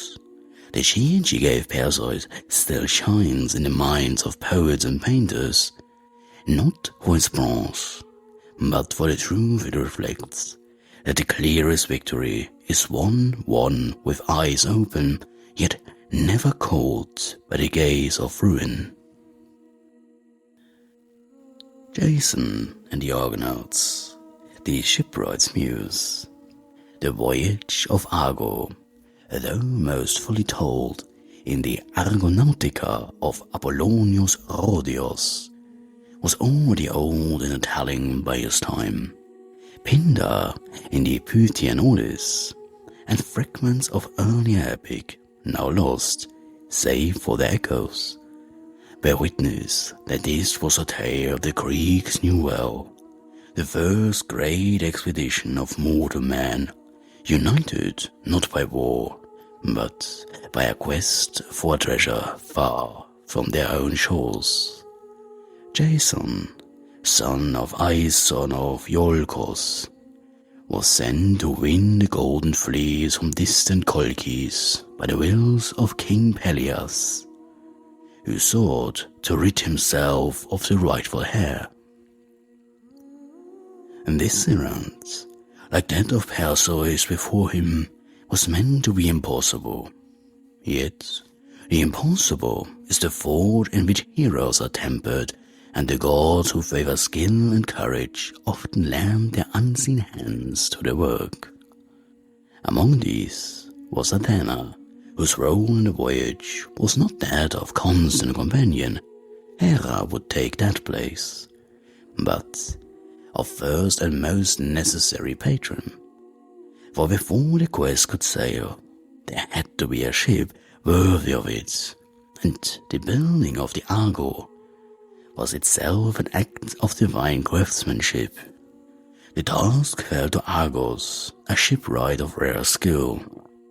In the ancient accounts, it was Athena who guided his hand, shaping the form of the vessel to be swifter and more seaworthy than any before. Into its brow she set a timber cut from the sacred oak of Zeus at Dodona, a living piece of the oracular tree that could speak and give counsel. This was no mere adornment, but the voice of divine wisdom, steering the company when mortal charts failed. The Argo was more than wooden sail. It was a microcosm of civilization, carrying men of every skill. Herakles with his strength, Orpheus with his song, Polydaicus with his feasts, and countless others whose fame would ripple outward into other tales. Athena's role in its making mirrors her larger patronage of cities. She provides the structure in which diverse talents can work together toward a common end. Though Apollonius casts her as stepping back once the keel kissed the water, the presence of her gift endured. The Dodona timber spoke in times of peril, warning of treachery or revealing safe passage. When the Argonauts faced the clashing rocks of the Symplegades, it was by trusting in the ship's swiftness, the swiftness she had designed, that they passed unharmed. The building of the Argo is not among the loudest moments of Greek myth, but it is among the most telling. For in it we see Athena's hand as the shaper of beginnings. She equips mortals not with the end itself, but with the means to seek it, just as the olive tree she planted in Athens would feed generations. So the ship she guided into being would carry heroes across the unknown, opening the way for all who came after. And though her name does not ring through the later verses of the voyage as Hera's does, the keel's first cut was hers. Without it, Jason's quest would have been nothing more than an idle threat from a jealous king. With it, the sea itself became a road, and the road a story that has never ceased to be told. Erichthonios, the earthborn king of Athens, among the oldest and most distinctly Athenian of all myths, is that of Erichthonios, a tale woven into the very identity of the polis and preserved in varying forms by Hesiod, fragmentary, Apollodorus, Bibliotheca, and Pausanias, Description of Greece. It is a myth at once political, religious, and symbolic, binding the city's kingship to the patronage of Athena in a way that would echo through its festivals for centuries. The myth begins not with the child, but with the goddess. In the older accounts, Athena had come to Hephaestus seeking weapons or perhaps skill and craft, for she, like him, was a master of the forge's art. Hephaestus, however, misread her approach, or in some versions was seized by desire. When she resisted him, the struggle was brief but decisive. Athena remained untouched, her virginity inviolated. Yet, in a moment Hephaestus' seed fell to the earth, and from that union of divine craft and the fertile soil of Gaia, a child began to form. This child, neither holy of heaven nor holy of earth, was Erichthonios, the one born of the earth. Athena, seeing the infant, did not reject him, but took him into her care. She placed the little one within a chest of woven wicker or carved wood, and entrusted it to the daughters of Kepros, the first king of Athens, Aklauros, Herse, and Pandrosos. Her command was clear: the chest was not to be opened. But, more to curiosity, that restless shadow of wisdom overcame the two elder sisters. Opening a chest, they beheld the child wrapped in the coils of a great serpent, a guardian spirit, or perhaps the child's own form, for in some tellings, Erichthonios was part serpentine, an emblem of his chthonic origin. Terror-struck, Aklauros and Herse fled and, in their madness, cast themselves from the heights of the Acropolis. Only Pandrosos, who had obeyed the goddess's word, was spared. Athena, unshaken, gathered the child and raised him herself within her temple, teaching him the arts of governance, piety, and craft. When he came of age, she set him upon the throne of Athens. Erichthonios became a wise and just ruler, credited with introducing the use of chariots, and with instituting the Panathenaea, the great festival held in Athena's honor every 4 years, when the city brought her a new woven peblos as tribute and devotion. In the symbolism of Athenians, Erichthonios embodied the city's dual nature, born of the earth, rooted in the land itself, yet raised by the wisdom of the goddess, aspiring toward divine order. His serpent aspect linked him to the ageless guardianship of the city, for serpents were the sacred watchers of the Acropolis. In later times, a snake was kept in the Erechtheion, fed on honey cakes as the living emblem of this chthonic protection. Later Romanized or sensational versions of the tale sought to cloud Athena's role, misrepresenting the scene with Hephaestus as one of shame and scandal, a distortion foreign to the Greek understanding in which Athena's virginity and honor unassailable, and the adoption of the child is an act of pure guardianship. In the true tradition, she is not the victim, but the chooser. She claims Erichthonios not because she must, but because he is destined to be hers. Through Erichthonios, the Athenians affirmed that their city was not simply founded by Athena, it was her child, nurtured and defended by her hands. Every chisel stroke in the marble of the Pantheon, every olive tree on the hill, was in some sense an echo of that first adoption, when the grey-eyed goddess took an earthborn infant and made him king. Bellerophon and the Winged Steeds, the bridal of mystery.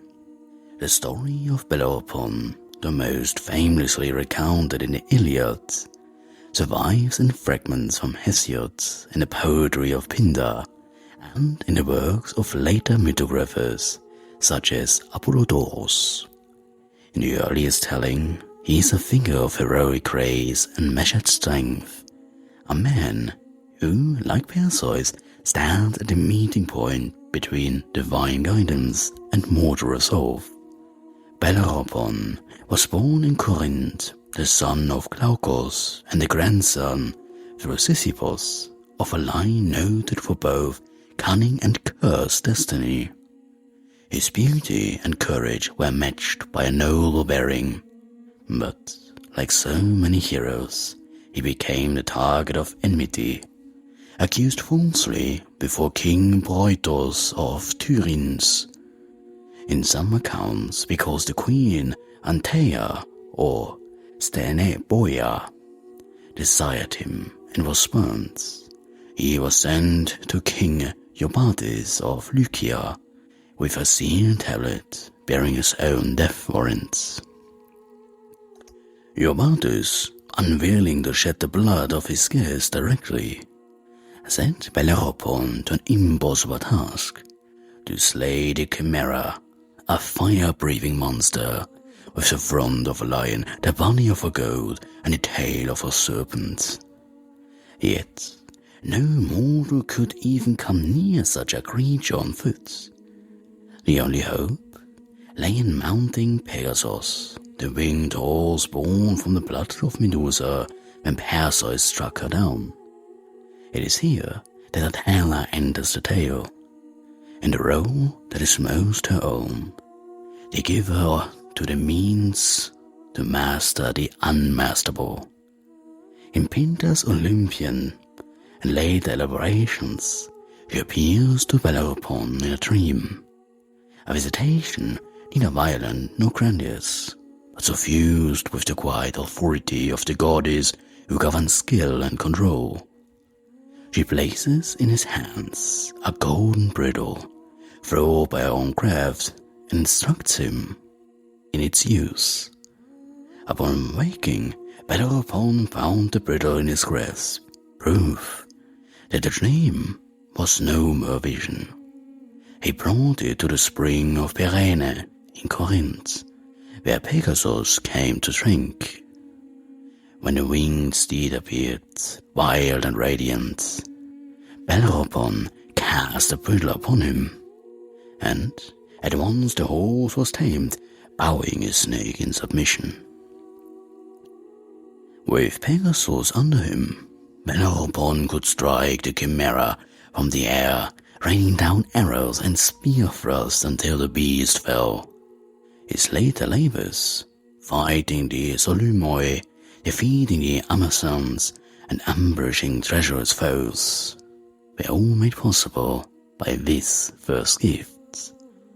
Yet, there is in Bellerophon's story a shadow ending, one that stands as a warning.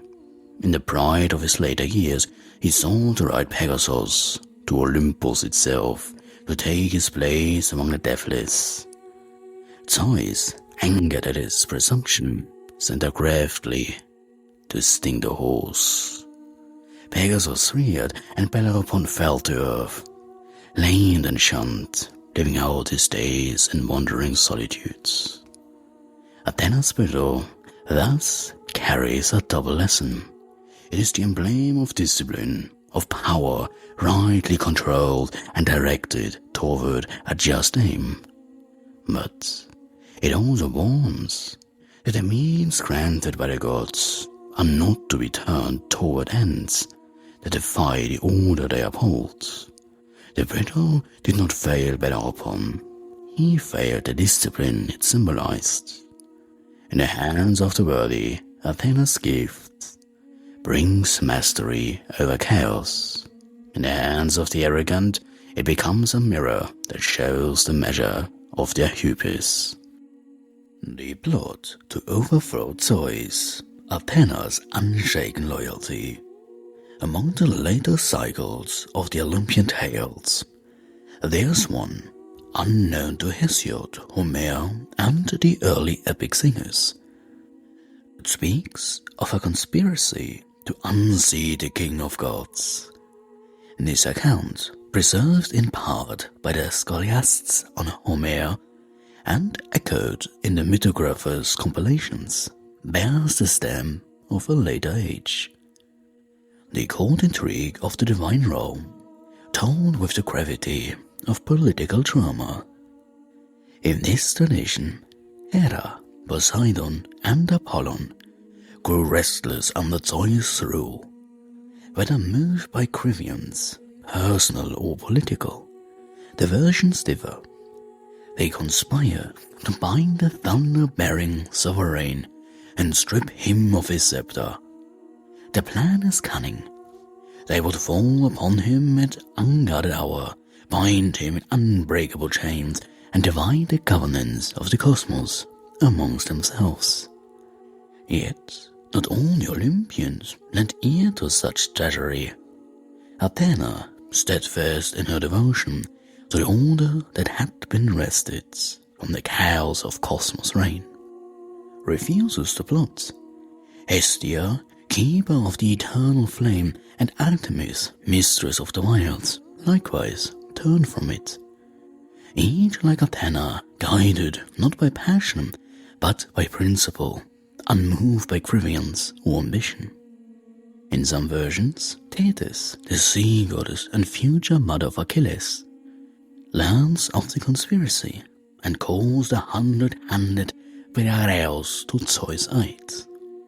His sudden appearance breaks the conspirators' resolve, and they scatter in fear, their scheme undone. As punishment, the stories say, Zeus cast Apollo and Poseidon down from Olympus, setting them to labor on the walls of Ilos under mortal king Laomedon. Hera, in other tellings, is bound with golden chains until she swears her loyalty anew. This episode, absent from the canonical epics, serves a double purpose in the later tradition. First, it magnifies the majesty of Zeus by showing even the high Olympians tempted to challenge him, and failing.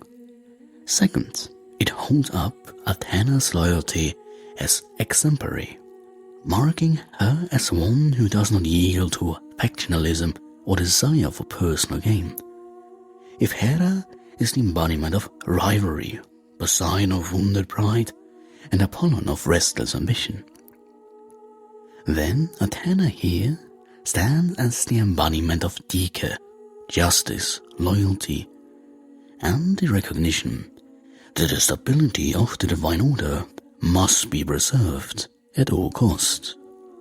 And though it bears the marks of a later invention, this tale sits comfortably with Athena's enduring character, the stoic guardian of cosmic order, unshaken even when the very court of Olympus turns against its sovereign. So, in each of these episodes, whether arming Perseus with the mirrored shield, guiding the shaping of the Argo, granting Bellerophon the brittle, or raising Erichthonios, Athena is constant in her role. She equips, she instructs, she fosters skill and discipline.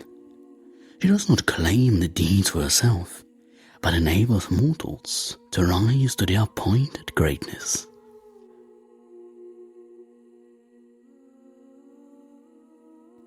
Part 4. The Faults and Romanized Myths. First, Ajax stories. Ajax the Lesser. The outrage against Cassandra at the wrath of the goddess. In the shadow of Troy's smoking ruins, when the last cries of battle had faded into the morn of the sea, the Greeks prepared their return to their homelands. Among the captives taken from the city was Cassandra, daughter of Priam, the doomed prophetess cursed by Apollon to speak truth yet never be believed.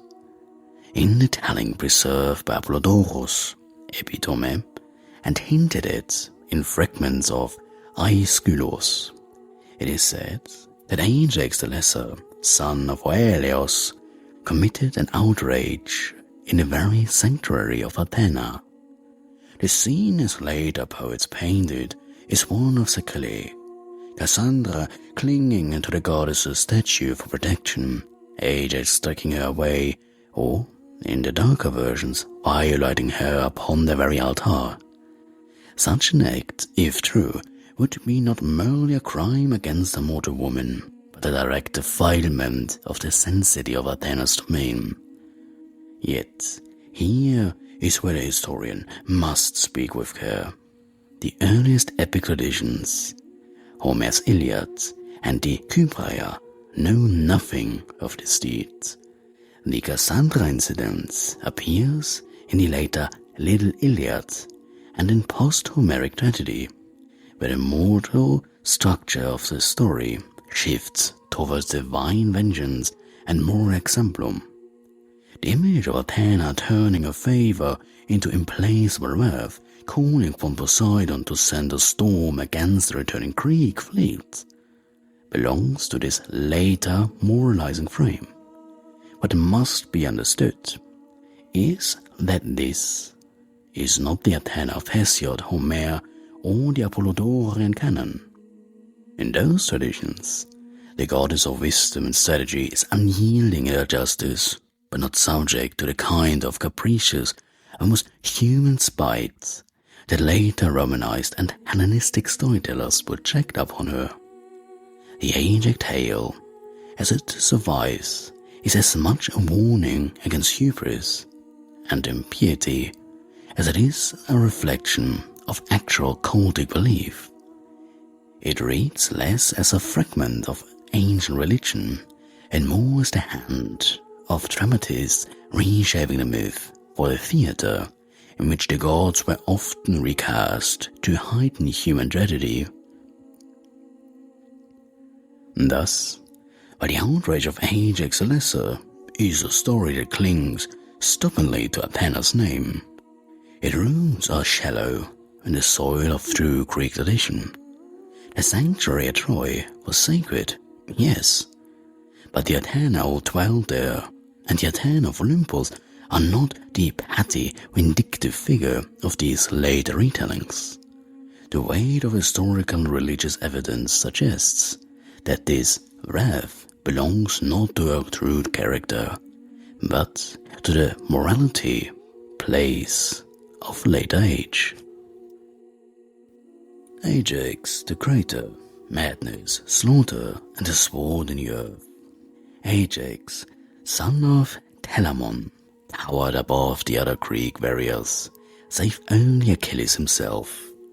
In Homer's Iliad, he is the bulwark of the Achaeans, steadfast, unshaken, a wall of bronze before the Trojan onslaught.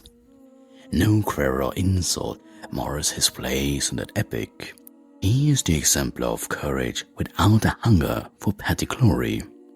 But in the hands of later poets, Hyginus in Fabulae and Quintus Smyrnaeus in Post-Homerica, chief among them, his story takes a darker turn. After Achilles' death, the armor forged by Hephaestus was to be awarded to the most deserving of the remaining Greeks. The decision fell not to a contest of arms, but to a judgment swayed by words. And here Odysseus, with his silver tongue, prevailed over the plain-spoken Ajax. Wounded in pride, Ajax, in these later tales, falls into a frenzy. In Quintus' account, Athena strikes him with a cloud of madness, turning his wrath not upon those who wronged him, but upon the cattle and sheep of the Achaean camp. Believing them to be his enemies, he slaughters them by the score, only to awaken to the sight of bloodied carcasses and the laughter of the army. Overcome with shame, he falls upon his sword, a weapon once given to him by Hector, in a moment of mutual honor, and dies by his own hands. Yet again, the discerning mind must weigh the evidence, This madness of Ajax is absent from Homer and Apollodorus, absent too from the oldest strata of the epic cycle. It belongs to the tragic stage, to Sophocles' Ajax, in which the hand of Athena is made an instrument of dramatic irony, humbling the proud warrior before the audience. And the Athena of cold and early poetry is not given to such petty humiliation of the noble for its own sake. Her justice in the older myths is measured, strategic, and aimed toward restoring order, not manufacturing disgrace. The casting of Athena here as the bringer of delusions reveals more about the changing sensibilities of the classical and Hellenistic audiences than about the goddess herself.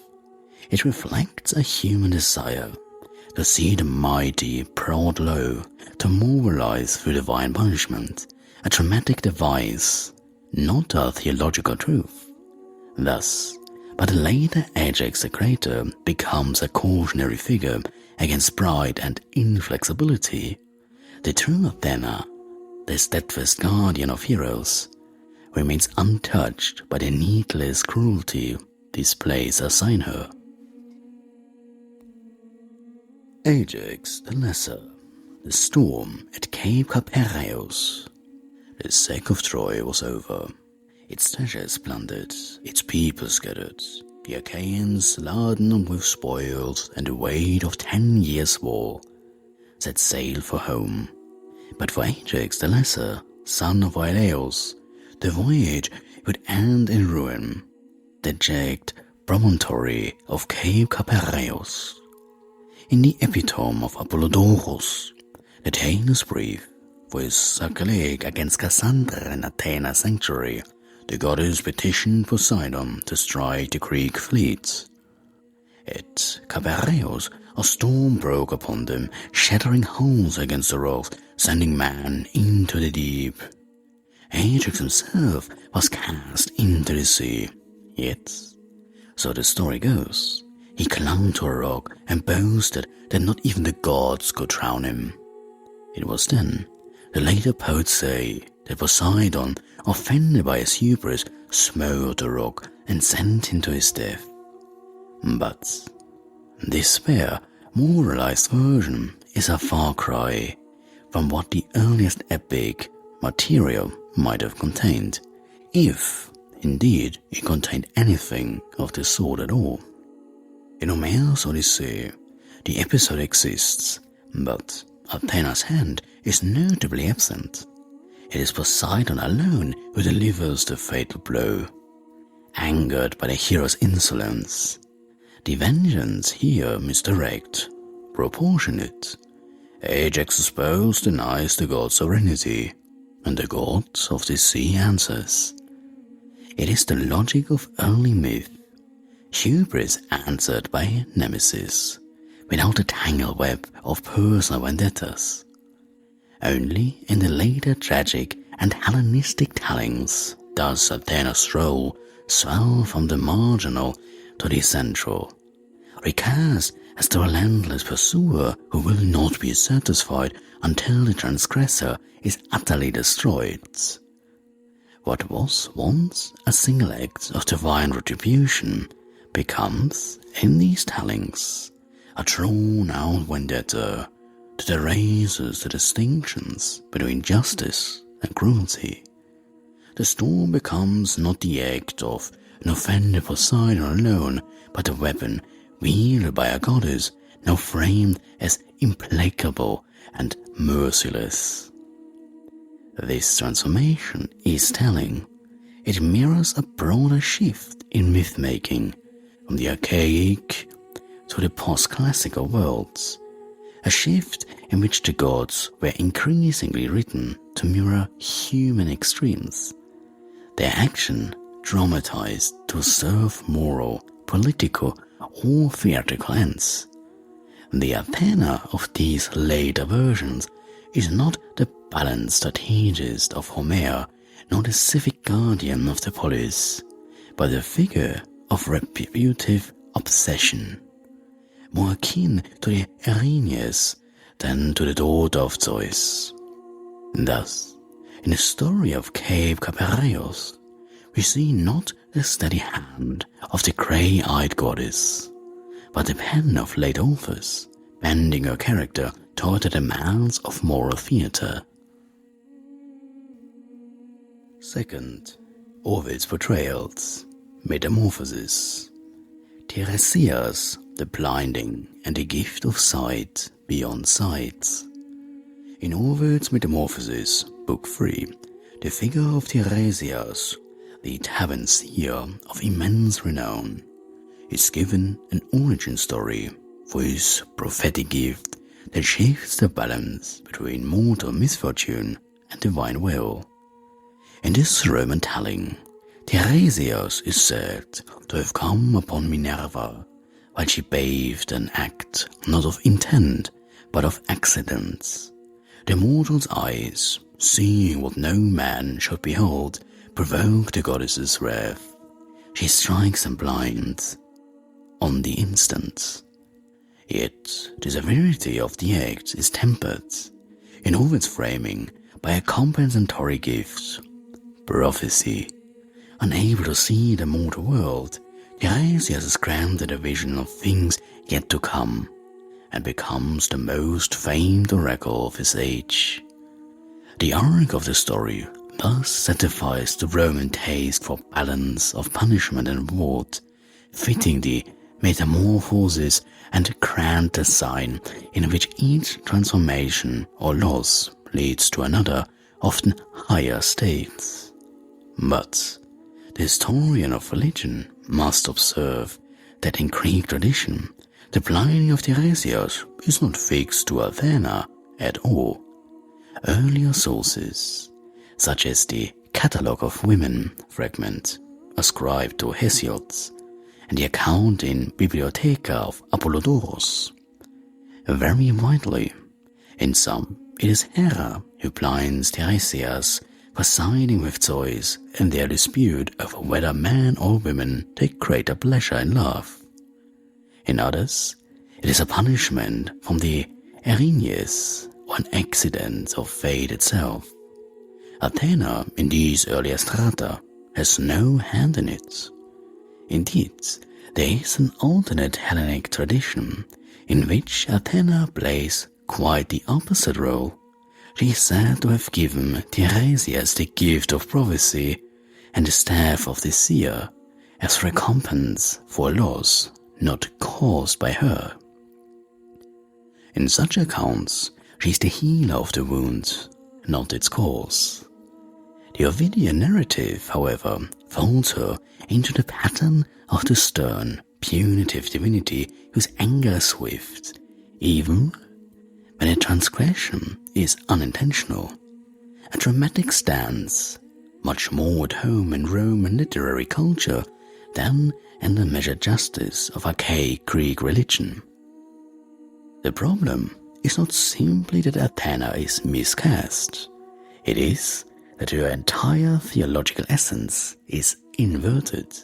The goddess who in Greek thought was the champion of law, reason, and proportion becomes in Ovid's verse a figure whose punishments are personal, immediate, and unappealable. Such recasting serves the narrative architecture of the metamorphosis, but it does violence to the authentic image of the grey-eyed daughter of Zeus. Thus, while Ovid's Tiresias makes for a fine episode in the flowing tapestry of Roman myth-making, it is a thread foreign to the Greek loom, a strand that tells us more of Augustan Rome than of the altars and temples where Athena Parthenos was truly honored. Medusa, from golden-haired maiden to serpent-crowned Gorgon. In Ovid's Metamorphosis, Book 4, the tale of Medusa takes a form unlike anything found in the older Greek tradition. Here, the Gorgon is not born monstrous, but begins as a maiden of extraordinary beauty, with hair so radiant, it drew the admiration of all who saw her. It is in this version that Poseidon, or rather Neptune, desiring her, pursues her into the temple of not Athena but Minerva, and within that sacred space violates her. The Roman poet's drama then pivots upon the goddess's reaction. In Ovid's telling, Minerva, enraged not at the assailant but at the desecration of her temple, transforms Medusa's flowing hair into living serpents, and makes her face so terrible that the mere sight of it turns onlookers to stone. The act is framed not as a measured restoration of sacred order, but as a punitive metamorphosis, a double victimization of the maiden who had sought refuge in the goddess's sanctuary. There is, admittedly in the later interpretations, also the case that Minerva did not want to punish Medusa with such a cruel curse, but instead wanted to protect Medusa even when she, Minerva, was not around to protect her loyal priestess, therefore turning Medusa into something that could stand for herself. But that is an interpretation of the modern era. This is a story unknown to Hesiod, to Homer, or to Apollodorus. In the older Greek tradition, the three Gorgons, Steno, Euryale, and Medusa, are chthonic beings from birth, daughters of the sea deities Perseus and Cato in the Theogony. Medusa alone is mortal, and her death at the hands of Perseus is a heroic episode, aided by Athena, who lends him the mirrored shield with which to face her. There is no transformation scene, no violation at temple, and no hint that Athena harbored cruelty toward her, and no cruel curse. Ovid's version instead belongs to a Roman poetic tradition in which metamorphosis serves as both plot device and moral exemplum. Here, Minerva is a stern guardian of sacred space, but the justice she metes out is framed through Roman eyes that could recast divine order in the language of punishment, even when it meant punishing the powerless. The psychological drama is heightened for the sake of narrative intensity, not religious fidelity. In truth, the Greek Athena's role in Perseus' myth is one of protection and empowerment. She guides the hero, Perseus, equips him with the tools to succeed, and ensures that the head of Medusa is set upon her own Argeus as a protective emblem. The Ovidian overlay transforms this into a tale of divine anger turned against the weak, a characterization wholly alien to the Greek identity as a just and measured goddess. Thus, the Ovidian Medusa is a Roman creation woven from the threads of earlier myth, but dyed in the colors of a very different cultural loom. It endures not because it reflects the truth of Greek religion, but because it fits the Roman taste for high drama, more ambiguity, and the ever-satisfying arc of transformation. Arachne, the waving contest, and the Roman mask of petty vengeance. In the Metamorphoses of Ovid, Book 6, a Latin poet written under Augustus, we find the tale of Arachne, a Lydian maiden, famed for her unrivaled skill at the loom. In Ovid's telling, Minerva, not Athena, hears of Arachne's boasts, that her waving surpasses even the work of the goddess herself, and that she owes nothing to divine instruction. Disguised as an old woman, the goddess Minerva wants her to show humility. When the mortal refuses, the contest is set. The two set their looms to work. Minerva's tapestry depicts the triumphs of the gods and the punishments of mortals who dared defy them. A woven warning against hubris. Arachne's glove, in daring contrast, shows the failings of the gods themselves, their deceptions and adulteries, rendered with flawless skill. The Roman poet's climax is not the mutual recognition of artistry, but Minerva's rage. She tears the mortal's tapestry, strikes over her shuttle, and transforms her into a spider, condemning her and her descendants to weave forever. But this portrayal bears the stem of Roman moralizing and the theatre of metamorphosis, not the character of the Greek Athena. Nowhere in Hesiod, Homer, or Apollodorus do we find the goddess of wisdom and crafts reduced to an envious rival, lashing out at mortal talent or cursing. In Greek tradition, Athena's contests, such as with Poseidon for the patronage of Athens, are decided by the worth of the gifts, not by violence or vindictiveness. Rome in the Greek imagination is as a patroness, inspirer, and judge of skill, not its destroyer. Ovid's Minerva is no longer an embodiment of sophrosyne, measured self-control, but a cautionary figure against mortal arrogance, recast in the moral framework of Roman didactic poetry. The narrative is shaped to fit the Augustan taste for exemplar. More examples stress the myth, and the transformation into a spider is less a theological truth than a poetic device meant to fold the origin of an animal into the contour of myth. Thus, while the Arachne of Ovid's loom has become one of the most famous faces of Athena in later art and popular retellings, it is a mask, not the goddess Athena herself. It tells us far more about Roman sensibilities and the demands of Latin epic than about the beliefs of ancient Hellenists, for whom Athena was the giver of skill, not the destroyer of it. And not forget, Ovid wrote about the Roman mythology. That means not Athena but Minerva, not Poseidon but Neptune, and so on. Tydeus in Thebaid Tradition, denial of immortality after cannibalism.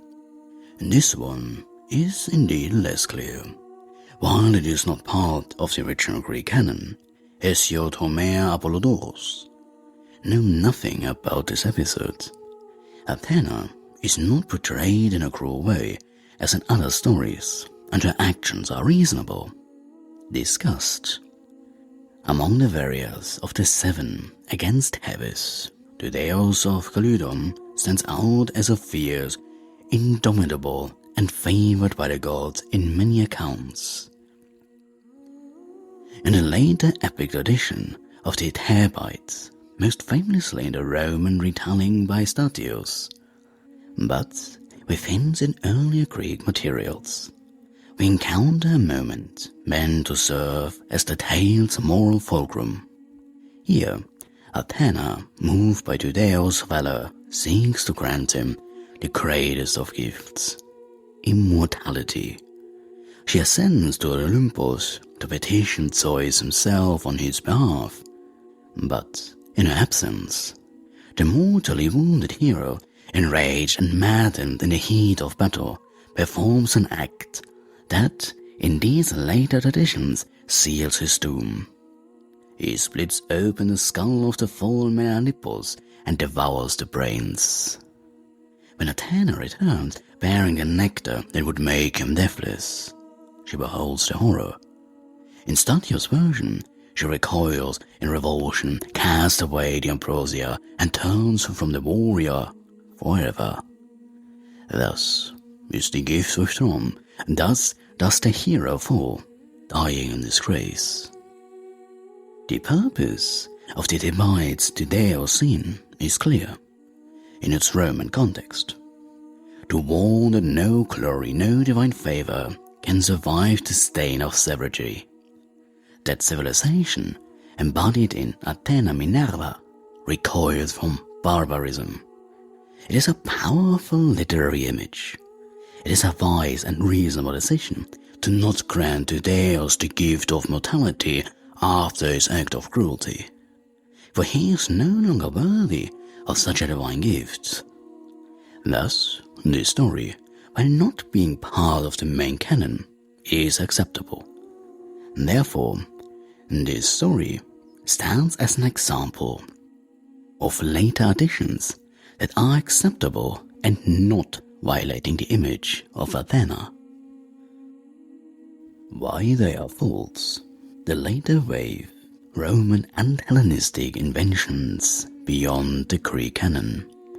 When we place side by side the tale of Ajax the Greater's madness, Ajax the Lesser's storm-fraught doom, Arachne's spider-bound punishment, Medusa's transformation from maiden to monster, and the blinding of Tiresias, a pattern emerges, but it is not a pattern woven on a Greek loom. It is the work of later poets and playwrights, chiefly of the Hellenistic and Roman worlds, who shaped the gods not to reflect the ancient theology of Hellas, but to suit the moral, political, and dramatic needs of their own ages. In these post-classical retellings, Athena ceases to be the Polias, the guardian of cities, the strategist whose counsel serves justice and the common goods, and becomes instead an instrument of poetic irony, theatrical vengeance, or moral exemplum. The stories revel in moments of downfall, the proud brought low, the talented struck down, the unfortunate caught in the net of divine wrath. In such tales, her wisdom is often eclipsed by personal anger, her strategic mind replaced with a punitive will that mirrors the human craving for retribution rather than the divine balance of order. The hands that wrote these versions were not impious, they were artists working in the idioms of their own time. Hellenistic tragedy sought to probe the tensions between fate and human frailty. Roman epic, especially in the Augustan imperial periods, prized moral clarity and the dramatic arc of hubris, punishment, and transformation. The gods in these works serve as mirrors for the audience, embodying lessons and warnings. Their actions bend to the needs of narrative rather than the consistency of religious tradition. To call them false in a theological sense is not to deny their literary power. It is to mark the boundary between what the worshippers of Athena, such as myself, would have recognized as their goddess, and what the later ages imagined her to be. The Athena of Homer, Hesiod, and Apollodorus is unshaken in her nature, measured in justice, steadfast in aid, untainted by cruelty for its own sake. The Athena of Ovid or Quintus Timaeus, also the Minerva of Roman poetry, by contrast, is a character in a drama, compelling but shaped to serve the arc of the play or the moral of the poem. Thus, the later myths stand as beautiful but foreign clothes and have nothing to do with Athena. Richly embroidered, yeah, but dyed in colors that never touched the sacred peplos offered to the goddess in the Panathenaea. The Greek canonical Athena, never petty, never vindictive, If we sweep away the mists of later invention and stand within the clear air of the Greek canon, the words of Hesiod, Homer, and Apollodorus, we find a goddess whose nature is unshaken by the tempests of poetic embellishment. The Athena of the earliest tradition is never ruled by petty slights, never goaded into cruelty for its own sake, never diminished into the mirror of human spite. Her justice is measured, her anger when it comes is directed not against the weak or the innocent, but against the forces that threaten the cosmic order. Lawlessness, hubris, and the folly that unravels the bounds between gods and mortals. In Homer's Iliad and Odyssey, she is a steady hand upon the helm, the sure voice in the council, the divine mind that sees further than a moment, that weighs not only the act, but its place in the tapestry of fate. Hesiod's Athena is the giver of grace and the embodiment of sophrosyne, the balance of mind and measure. Apollodorus preserves her as a strategist, the helper of heroes, the guardian of cities, and the waver of civilization itself. Nowhere in these sources is she the envious rival of a mortal, the destroyer of artistry, or the punisher of victims.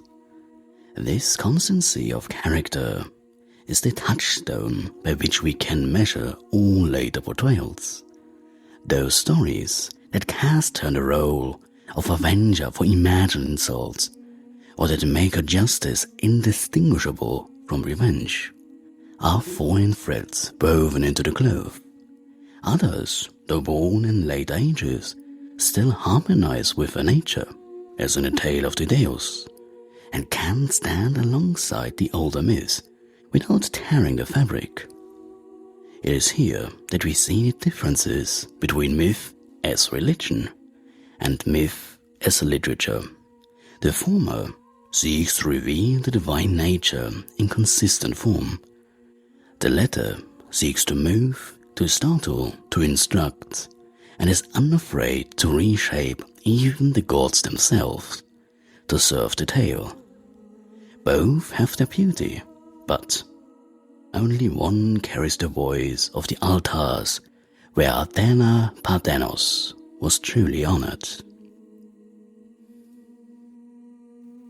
Now, there are also stories that are very popular, yet misunderstood.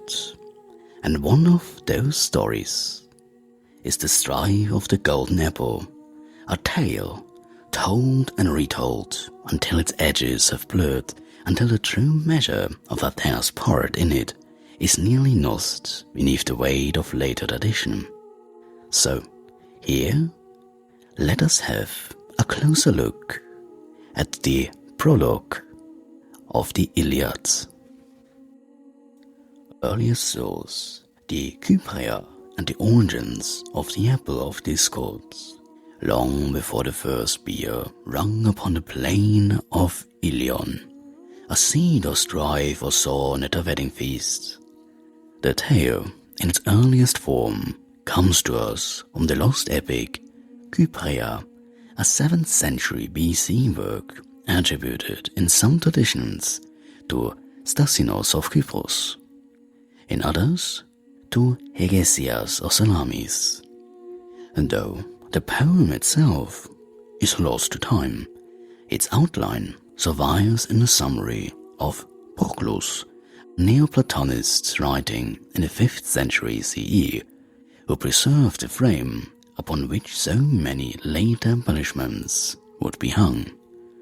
The occasion was the marriage of Peleus and Thetis, a union fated to produce a son mightier than his father. All the gods were bidden to the feast, all save Eris, the goddess of strife and discord. Spurned, she came unbidden, casting into the company of the mortals a golden apple, inscribed to the fairest. And thus began the quarrel. Hera, queen of heaven, Athena, grey-eyed mistress of war, and Aphrodite, born of foam, each laid claim to the prize. Here it is vital to remember, in the Kypria there is no Homeric hymn, no verse from the Iliad. This is a separate tradition, an overture to the Trojan War, rather than part of its central song.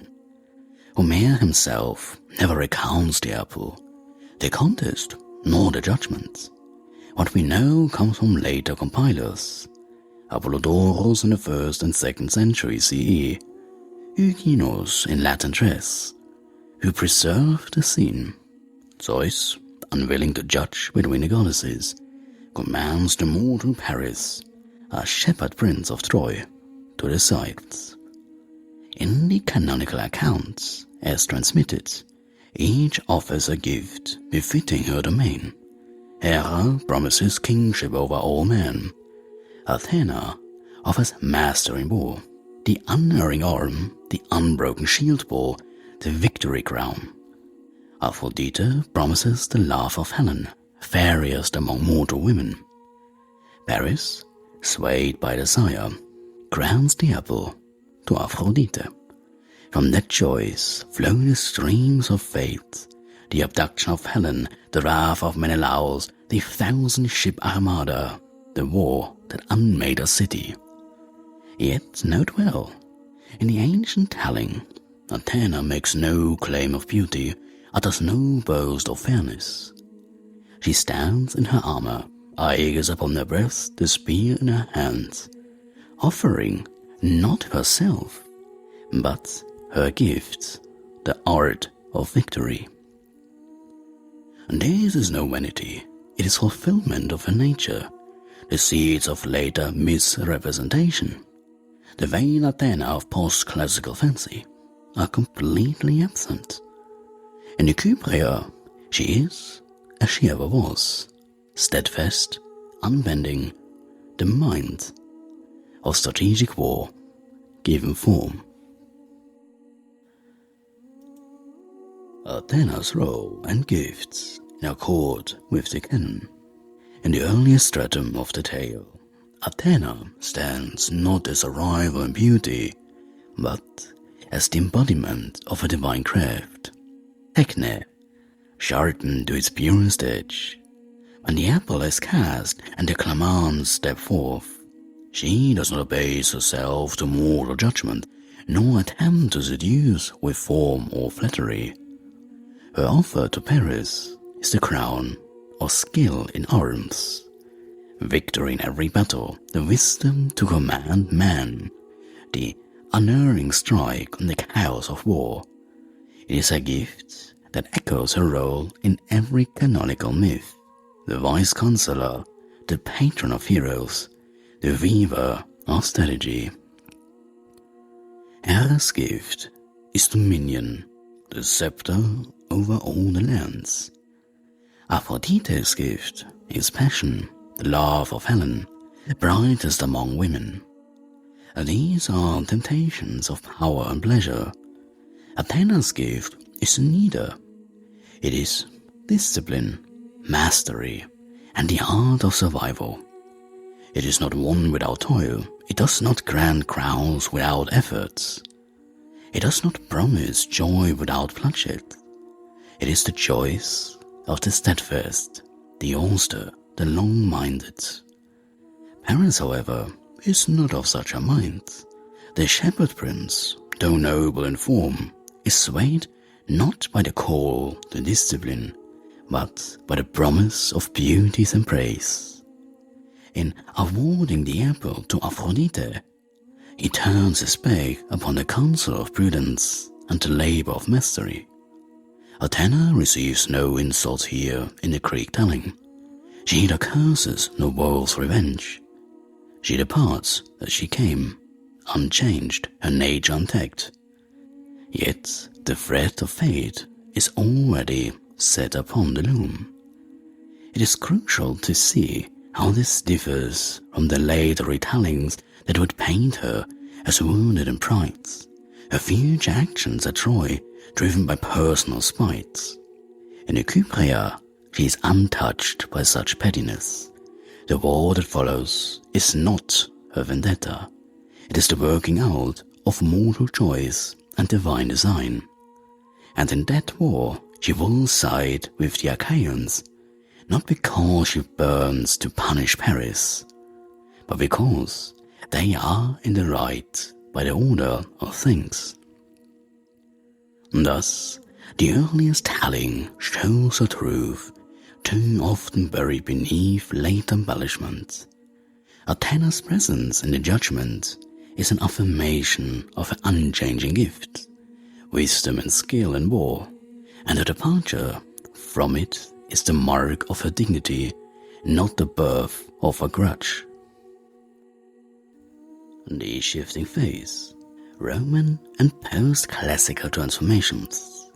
As centuries passed, the clear lines of the Kypria began to blur beneath the pens of later poets and mythographers. The Roman world, inheriting Greek myth as both treasure and trophy, wove it into their own fabric, reshaping divine figures to fit Latin ideals, rhetorical needs, and theatrical tastes.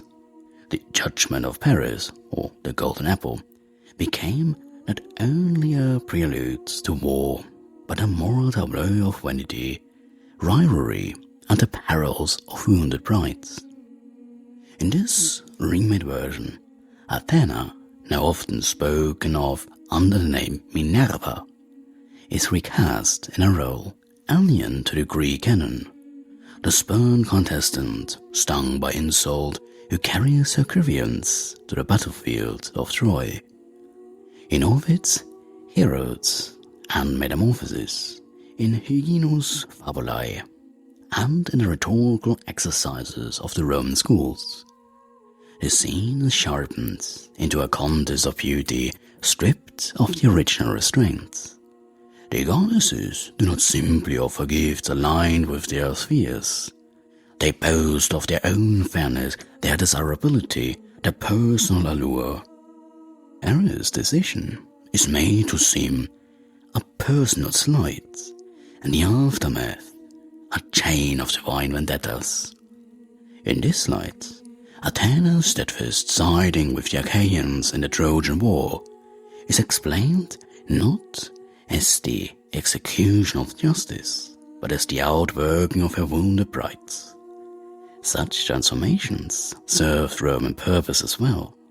The Roman Minerva, though still wise and warlike, was less aloof than her Hellenic forebear, more willing to be drawn into the passions and rivalries of the human stage.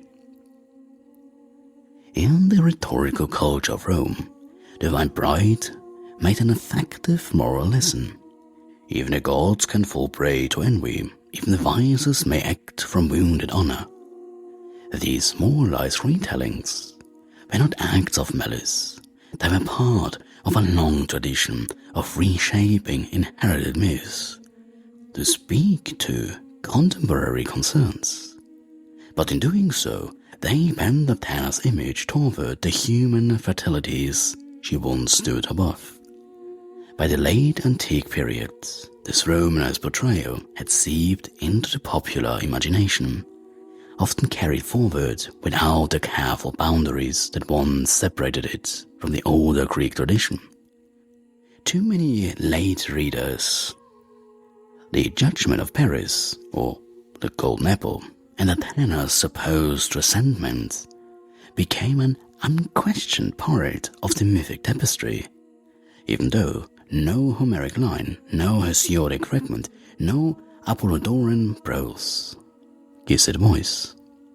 Thus, what began as a poised exchange of gifts in the Kypria became, in post-classical hands, a tale of divine vanity, a distortion whose endurance owes more to the rhetorical flourishes of Latin poets than to the solemn altars of the Parthenon. Final clarification. The Golden Apple and Athena's true nature. To cleanse the story of later acquisitions, we must hold fast to what is known of the divine order in the Greek tradition. Nowhere in the earliest sources do the goddesses strip themselves bare before Paris to be judged in beauty. Such an image belongs entirely to the later imagination. Renaissance paintings often sexualized or humanized divine figures, a product of art and theater rather than the sacred. In the Greek religious minds, the Olympians could wail or reveal themselves as they willed, but never did they expose their full, true forms to mortal sight without consequence. The fate of Semele, consumed in fire when Zeus granted her a wish to see him unveiled, stands as the gravest warning.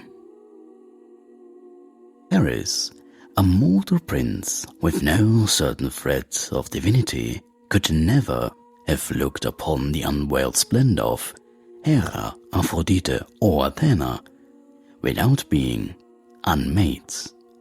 In mythic truth, such encounters are tempered. The gods assume forms bearable to mortal eyes, veiled in light, clothed in the dignity that befits their nature. The Roman conceit and later adoption in the Renaissance of a naked beauty contest is not only alien to the canon, it is theologically incoherent within the framework of Greek religion. So too is the notion of Athena as a humiliated contestant seeking vengeance for personal slight. In the Cypria's conception, she does not lose anything, for nothing is taken from her. She offers a gift. Paris refuses, and the course of events turns upon his choice. Her actions in the Trojan War arise not from wounded pride, but from her alignment with justice, order, and the cause of the Achaeans. Thus, when we strip away the Roman cloth, the later adoption from the Renaissance, the painting that remains is wholly different. The goddesses arrive clothed in majesty, speaking the office. Paris sees not their unveiled essence, but the aspect they chose to reveal, and Athena departs unaltered in resolve or character. And this is why, when we speak of the judgment of Paris or the Golden Apple, in the Greek tradition, we are not speaking of a petty quarrel, nor of a spectacle for the mortal gaze, but of a choice that became a hinge of history. In the true telling, Athena's role honors her canonical nature, wise, measured, unshaken by insult. And so, having set the record straight, we may step into our closing comparison. The way Athena of the Canon, Hesiod's craftswoman, Homer's counselor, Apollodorus' strategist, against the shifting shadows cast by post-classical retellings. Part 4. Athena versus Minerva. The origin of Minerva before Rome spoke her name. Long before the marble forums of Rome echoed with her Latin name, Minerva was already walking among the people of the Italian peninsula, though not yet in the form we recognize from later Roman myth. Her earliest footprints lie in the soil of Etruria, in the intricate, luminous civilization whose language still speaks to us only in fragments. Among the Etruscans, she was known as Menvra, a goddess of wisdom, skill, and protection, whose image adorned bronze mirrors, temple pediments, and painted tombs. Menvra's earliest attestations, drawn from archaeological finds of the 7th and 6th century BCE, show a figure already bearing arms and armor, the crested helmet, the spear, and the shield. Yet, alongside her warlike presence, she bears the symbols of craft, the tools of artisanship, the delicate patterns of weaving. This balance of martial and creative spheres would persist into her Roman identity, though with changes fueled by contact with Greek culture. Unlike Athena, whose birth from Zeus' head is a foundational myth of the Greek canon, Menvera's origins in Etruscan religion remain obscure. No surviving Etruscan text tells her genesis. We know her instead through iconography and brief inscriptions. In Etruscan art, she is sometimes placed among the Nove, the 9 gods, and often associated with Athena, the Etruscan sky god, akin to Zeus, and Uni, the queenly figure akin to Hera. Yet, the relationships are fluid, less defined than the rigid genealogies of Greek myth. Menvera's earliest character is not a mirror copy of Athena. She appears more as a protective patron of cities and people, a guardian of boundaries, a source of practical skill. The tactical cunning and philosophical wisdom that so mark Athena and Homer are less emphasized here. Instead, Menvera's strength lies in the tangible, the building of walls, the forging of weapons, the weaving of cloth, the safeguarding of households. It was only with the intensifying contact between the Etruscans and the Greek colonies of southern Italy, especially from the 6th century BCE onwards, that Menvera began to take on traits recognizably Hellenic. This transformation, however, was neither instant nor complete. The Minerva, who would one day preside over the Capitoline triad in Rome, was the product of centuries of blending, in which the Etruscan Menvera and the Greek Athena slowly intertwined into a new composite form, Minerva. Etruscan origin. Menvera in the heart of Etruria.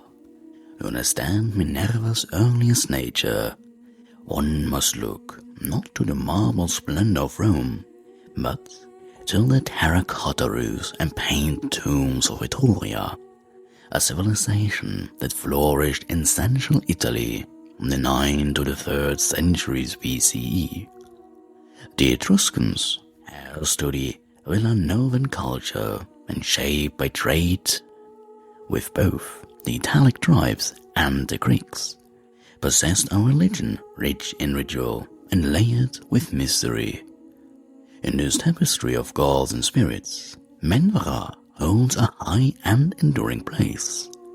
Her name, inscribed in the angular Etruscan scripts upon votive offerings, temple dedications and bronze artifacts, is among the most frequently attested of the Nove, the 9 gods, who governed the world and its fates.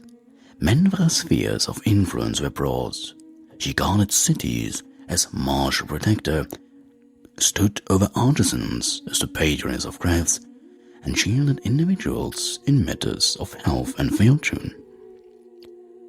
In Etruscan divination, the Disciplina Etrusca, she was invoked for counsel, her wisdom trusted to guide human action in accordance with divine will. The archaeological record paints her in forms both familiar and distinct. She wears the crested helmet, bears the spear and shield, and sometimes carries the aegis, though here it is not yet the snaky Gorgonian-bearing aegis of Athena, but a protective garment marked with patterns or fringes. On bronze mirrors of the 5th to 4th century BCE, she appears beside other deities in scenes drawn from both indigenous myth and Hellenic imports. In purely Etruscan contexts, she acts as a guardian in moments of transition, the founding of cities, the sealing of pacts, the granting of victory in battle. Her character seems less the abstract embodiment of wisdom and more the practical dispenser of skill. The weaving loom, the artisan's tool, the architect's compass. These are as much her emblems as the spear. The Etruscans revered her not merely as a strategist in war, but as a bringer of prosperity and security, the one who strengthens walls and ensures the right order of the household.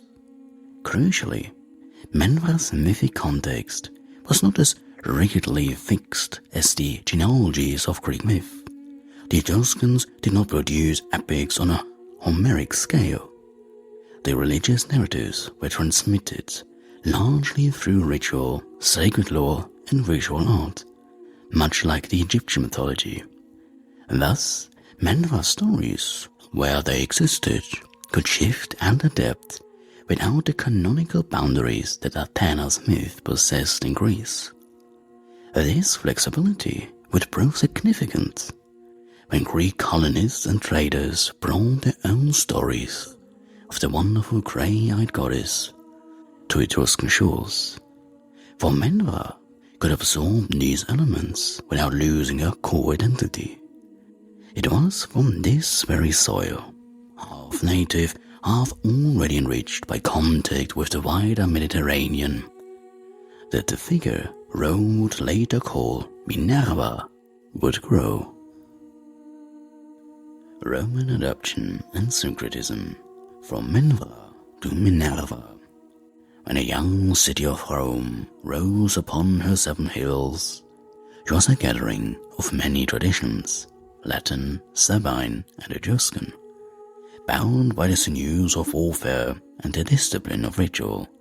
Among the divine powers the Romans inherited from their Etruscan neighbors was Minerva, whose name in Latin would become Minerva. And this was no mere borrowing of a name. It was the adoption of a deity whose martial and artisanal spheres harmonized with the Roman ethos of discipline, labor, and civic order. In her earliest Roman form, Minerva retained much of Minerva's Etruscan character. She was the protectress of craftsmen, the guardian of guilds, the patroness of those whose skill and diligence served the city. To her were consecrated the Quinquatria, a festival held in March, first for artisans and later for scholars. She was in vogue in matters of trades, weaving, and the learning of letters, as well as for the strategic cunning that guides soldiers in the fields. In this, she was already a bridge between the martial and the peaceful arts, an embodiment of virtus and industria. Yet, from the 5th to 4th century BC onwards, Rome's increasing contact with the Greek world brought a new current into Minerva's stream. The myths and iconography of the wonderful Athena, the Greek colonies of Magna Graecia, Tarentum, Cumae, Neapolis, had long celebrated Athena as patroness and protector, and their temples, coins, and statues carried her likeness across the Tyrrhenian and Ionian seas. In a slow fusion of cultures, Minerva began to wear Athena's stories like a new garment over her old attire. By the late Republic, Minerva was firmly identified with Athena in the Roman minds, and though subtle differences lingered, Roman poets, statesmen, and generals invoked her as a source of tactical brilliance in war, yet also as a patroness of poetry, rhetoric, and law.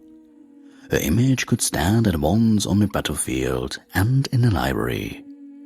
Unlike Athena, whose myths often anchor her in a network of divine genealogies and mortal heroes, Minerva's Roman persona was more civic and less personal.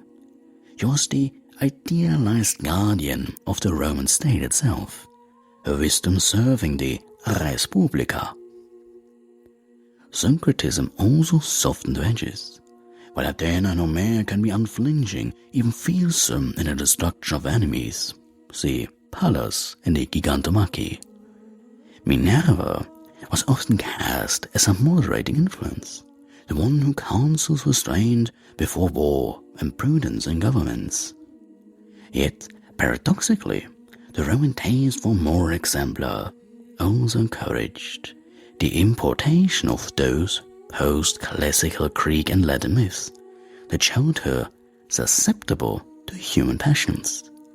The judgment of Paris, the weaving contest with Arachne, the punishment of Medusa.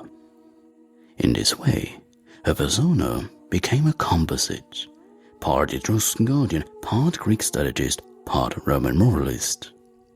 By the time she stood in the great temple of Capitoline Triad alongside Jupiter and Juno, Minerva had ceased to be a purely Etruscan or Greek figure. She was now Rome's own, a goddess of state and empire, forged from the meeting of three great traditions.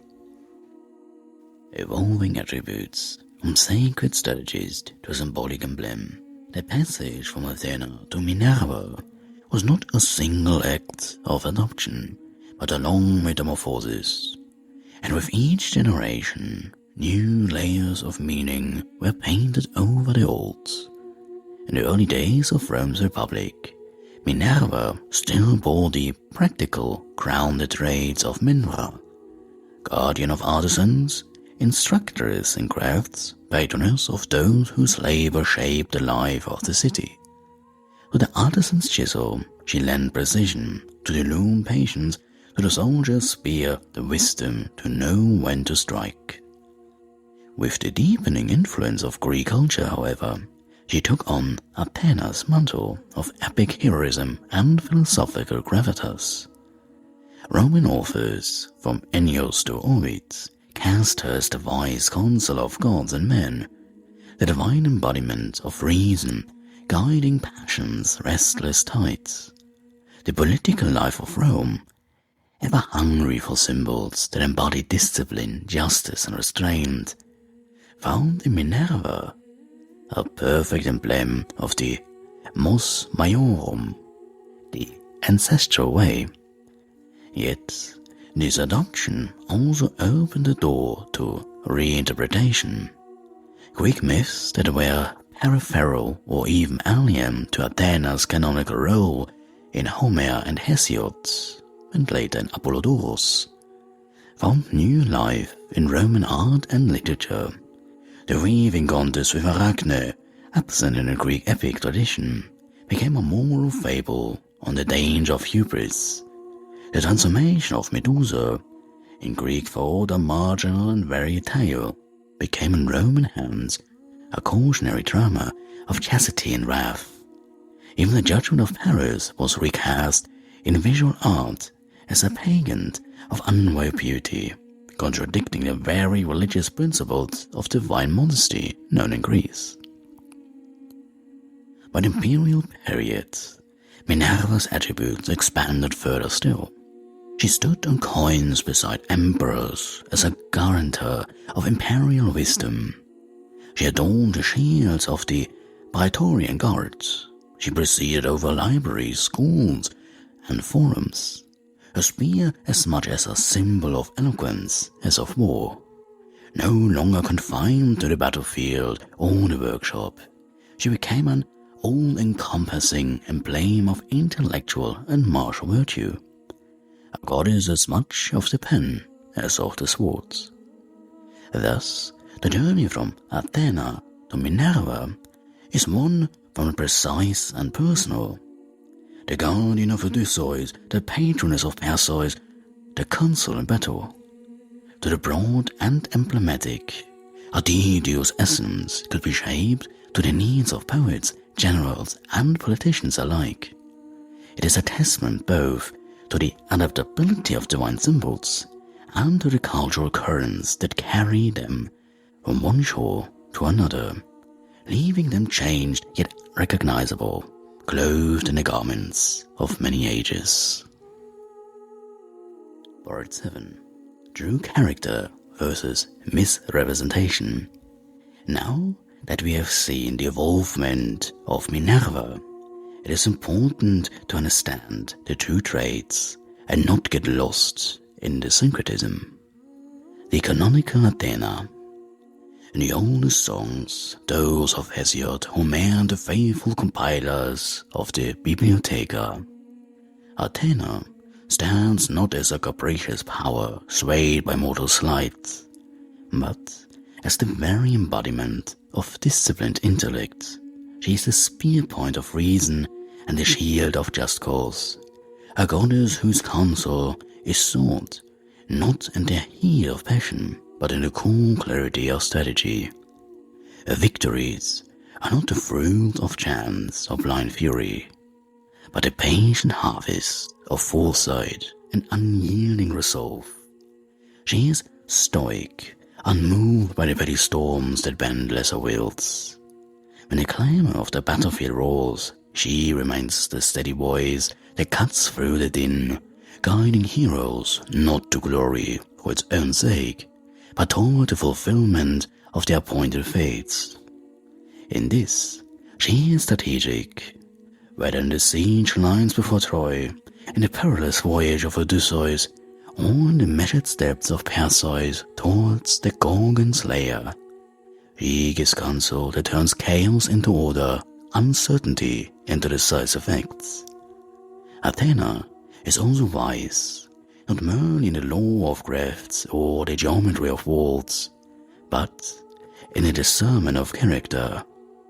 She aids the steadfast and the honorable, supports those who fight for the preservation of right order, Dike, and withdraws her favor from those who, through arrogance or savagery, rend the bonds that hold the world together. In her patronage, heroes are sharpened like blades upon a whetstone. Tempered, focused, made fit for the work that lies before them. She is supportive of those she deems worthy, not indulgent but faithful. Her aid is never the unearned gift, but the partnership of goddess and mortal in a shared endeavor. She equips Perseus with the polished shield, not to win the battle for him, but to make him capable of winning it himself. She stands by Odysseus not to carry him home, but to guide him through each trial until he earns his return. Above all, Athena is justice-driven. Her cause is not personal vengeance, nor the satisfaction of wounded brides, but the defense of what is rightly ordered. She acts not for herself, but for the stability of the world, whether that world be the vast order of the Olympus, or the small fragile city on a rocky hill by the Attic Sea. This is the Athena of Greek canon, the steadfast protector, the strategist without malice, the wise counselor who tempers courage with prudence. It is a portrayal consistent, unbroken across the earliest and truest sources, and one which the later, darker misrepresentations fail utterly to reflect. False traits, the invention of later ages. If the Athena of Greek canon is steadfast, just, and governed by reason, which she is, the Athena of later retellings, particularly Roman and post-classical, is often a stranger draped in borrowed armor. In these later works, she is made vain, cruel, or patently vindictive, a noble face reshaped to serve the taste of the age, or the moralizing aim of the poet. In short, she is no longer Athena. Roman authors, inheriting the name Minerva from the Etruscans, often blended her image with local and foreign traditions, recasting her in forms alien to the Hellenic minds. In Ovid's metamorphosis from the 1st century BCE to the 1st century CE, she becomes the jealous rival of Arachne, answering mortal skill not with the measured discipline of a masked artisan, but with petty rage, striking her down and twisting her form into that of a spider. In the same work, the Medusa episode is reforged, so that the goddess, instead of acting as a stern guardian of sacred space, lashes out at a victim of desecration, a cruelty wholly absent from the Greek canon. These portrayals are not the product of an unbroken oral tradition, but of deliberate recasting.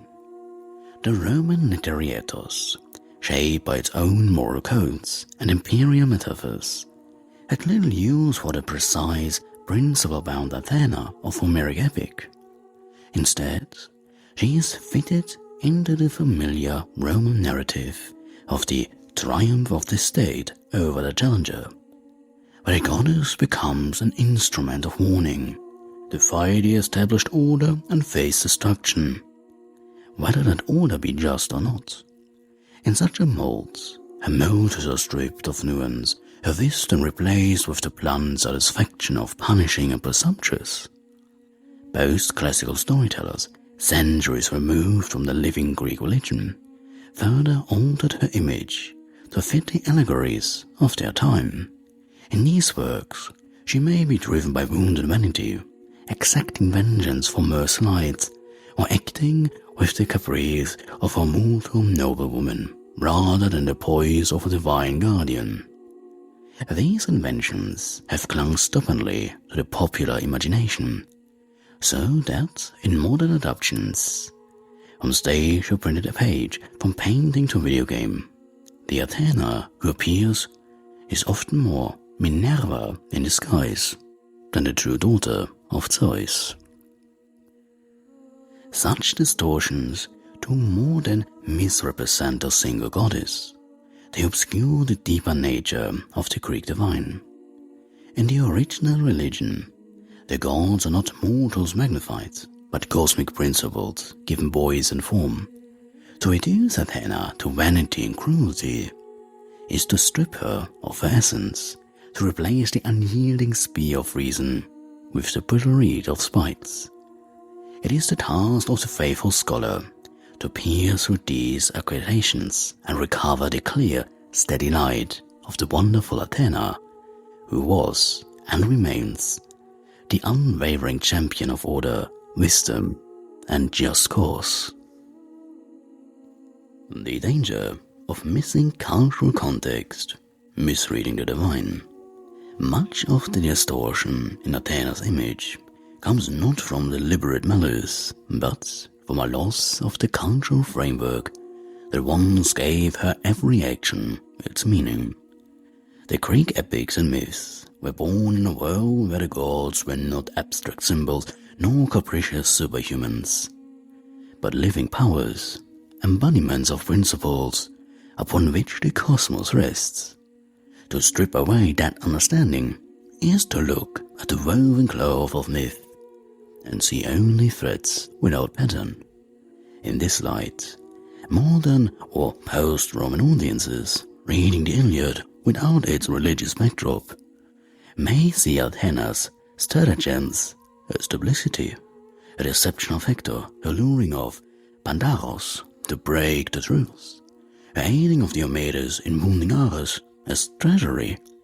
Yet, within the ancient frame, these are not acts of disloyalty or double-dealing, but the fulfillment of her chosen role, to guard and guide the side she has deemed to stand in harmony with Dike, the balance of right order.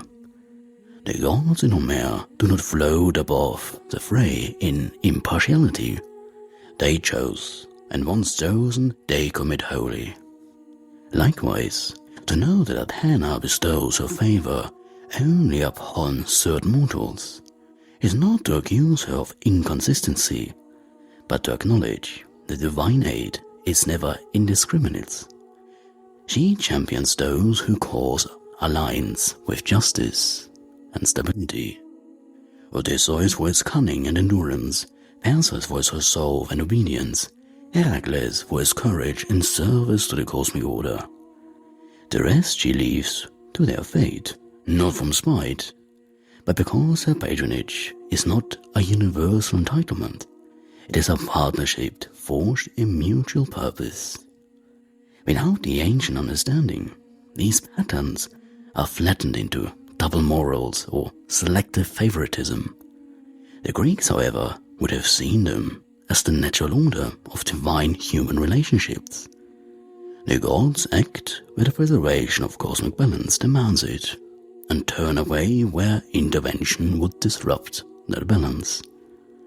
It is the absence of this cultural context that leaves later readers vulnerable to accepting the Romanized and post-classical characters. Restoring it not only redeems Athena's image, but reopens the doorway to perceiving all the Olympians as they were meant to be understood. Not flawed mortals writ large, but eternal principles given living form, each acting in accordance with the harmony of the whole. Chapter 8. The Closing. Reaffirming the Greek canonical image of Athena. When we return to the earliest and most faithful witnesses, Hesiod's Theogony, Homer's Iliad and Odyssey, and the careful record of Apollodorus, the image of Athena that emerges is unshaken, luminous, and whole. She is the daughter born in armor, the mind of Zeus made manifest, the unwavering guardian of Dike and Cosmos, justice and order. No whisper of vanity clings to her name, and the sources, no cruelty mars the clarity of her purpose. In the Greek canon, she is the sure hand on the tiller when storms threaten to tear the ship from its course. She gives cities their walls, ships their keels, hands their craft, and heroes their courage sharpened into skill. Whether in the clash of the Gigantomachy, the council before the walls of Troy, or the quiet shaping of a plan in Odysseus' mind, her actions are ever measured, ever directed toward the greater stability of the world. The Athena of the canon does not strike out in petulance, nor descend to punish the powerless. Her strength is bound to reason, her wrath is reserved to those who threaten the very fabric of the order she defends. Even her deceptions, as in the battlegraphs of the Iliad, are not treachery, but tactical necessity, always in service of the cause she has chosen as just.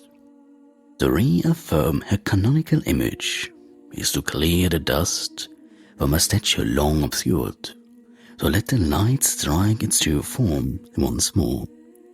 It is to recognize that in the original Greek religion and its earliest literature, Athena is not a tail-twister's petty goddess, but a fixed and shining star in the firmament of Olympus, constant, enduring, and ever in harmony with the principle from which she springs, the steadfast union of wisdom and strength.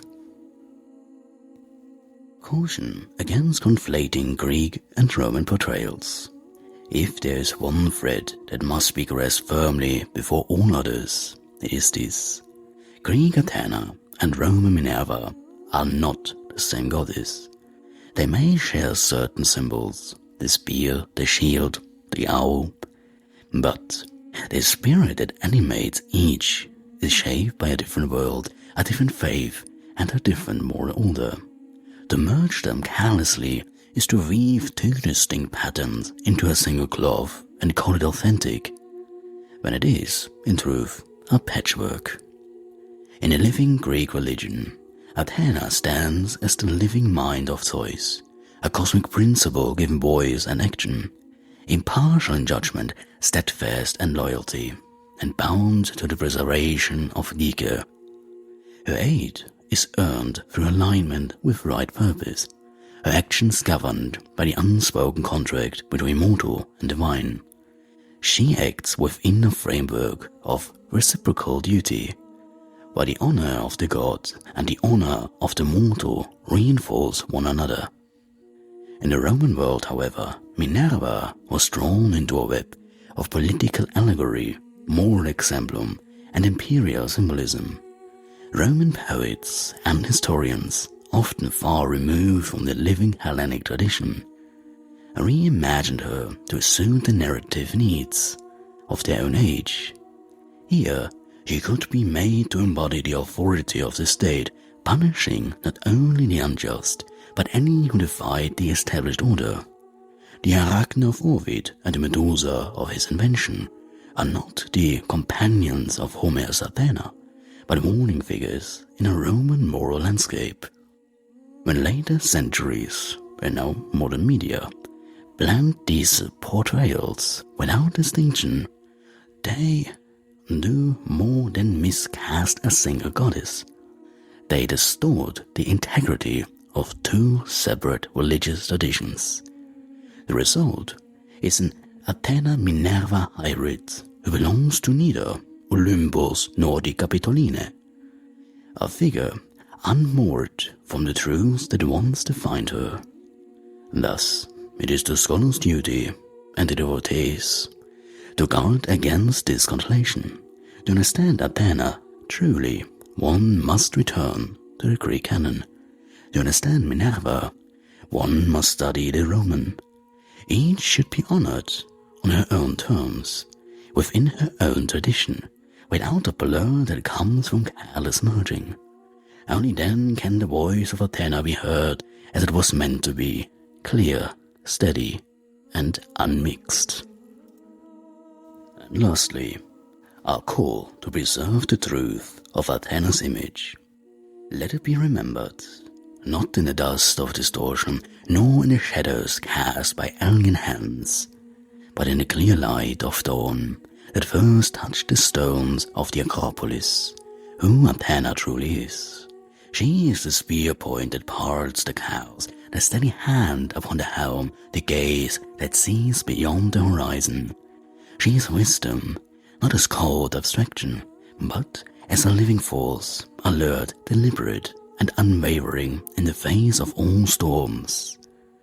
Through the ages, voices have sought to bind her to their own designs, painting over her armor with colors that are not hers.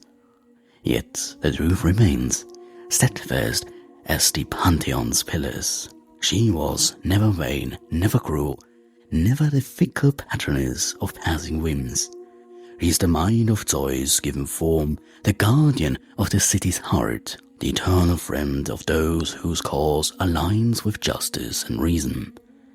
To preserve her image is not merely scholarly exercise. It is an act of reverence. It is to defend the integrity of our sacred trusts, ensuring that the Athena we speak of in our own day is the same who strode unshaken in Homer's verses, who stood beside heroes who never wavered from the harmony of cosmos. So let us speak her name as the ancients did, with respect, with clarity, with understanding. Let us tell her stories as they were first told, anchoring them in the faith from which they sprang. Let us guard against the slow erosion of her truth, as the sea wears down the shore, by teaching, by writing, by remembering. For as long as there is need for wisdom married to strength, for courage guided by foresight, for the shield raised not in anger but in defense of right, Athena will stand, and in standing she will remind us of what endures beyond the shifting ages. That justice, tempered by reason and bound to the good of the whole, is eternal. And so too is she.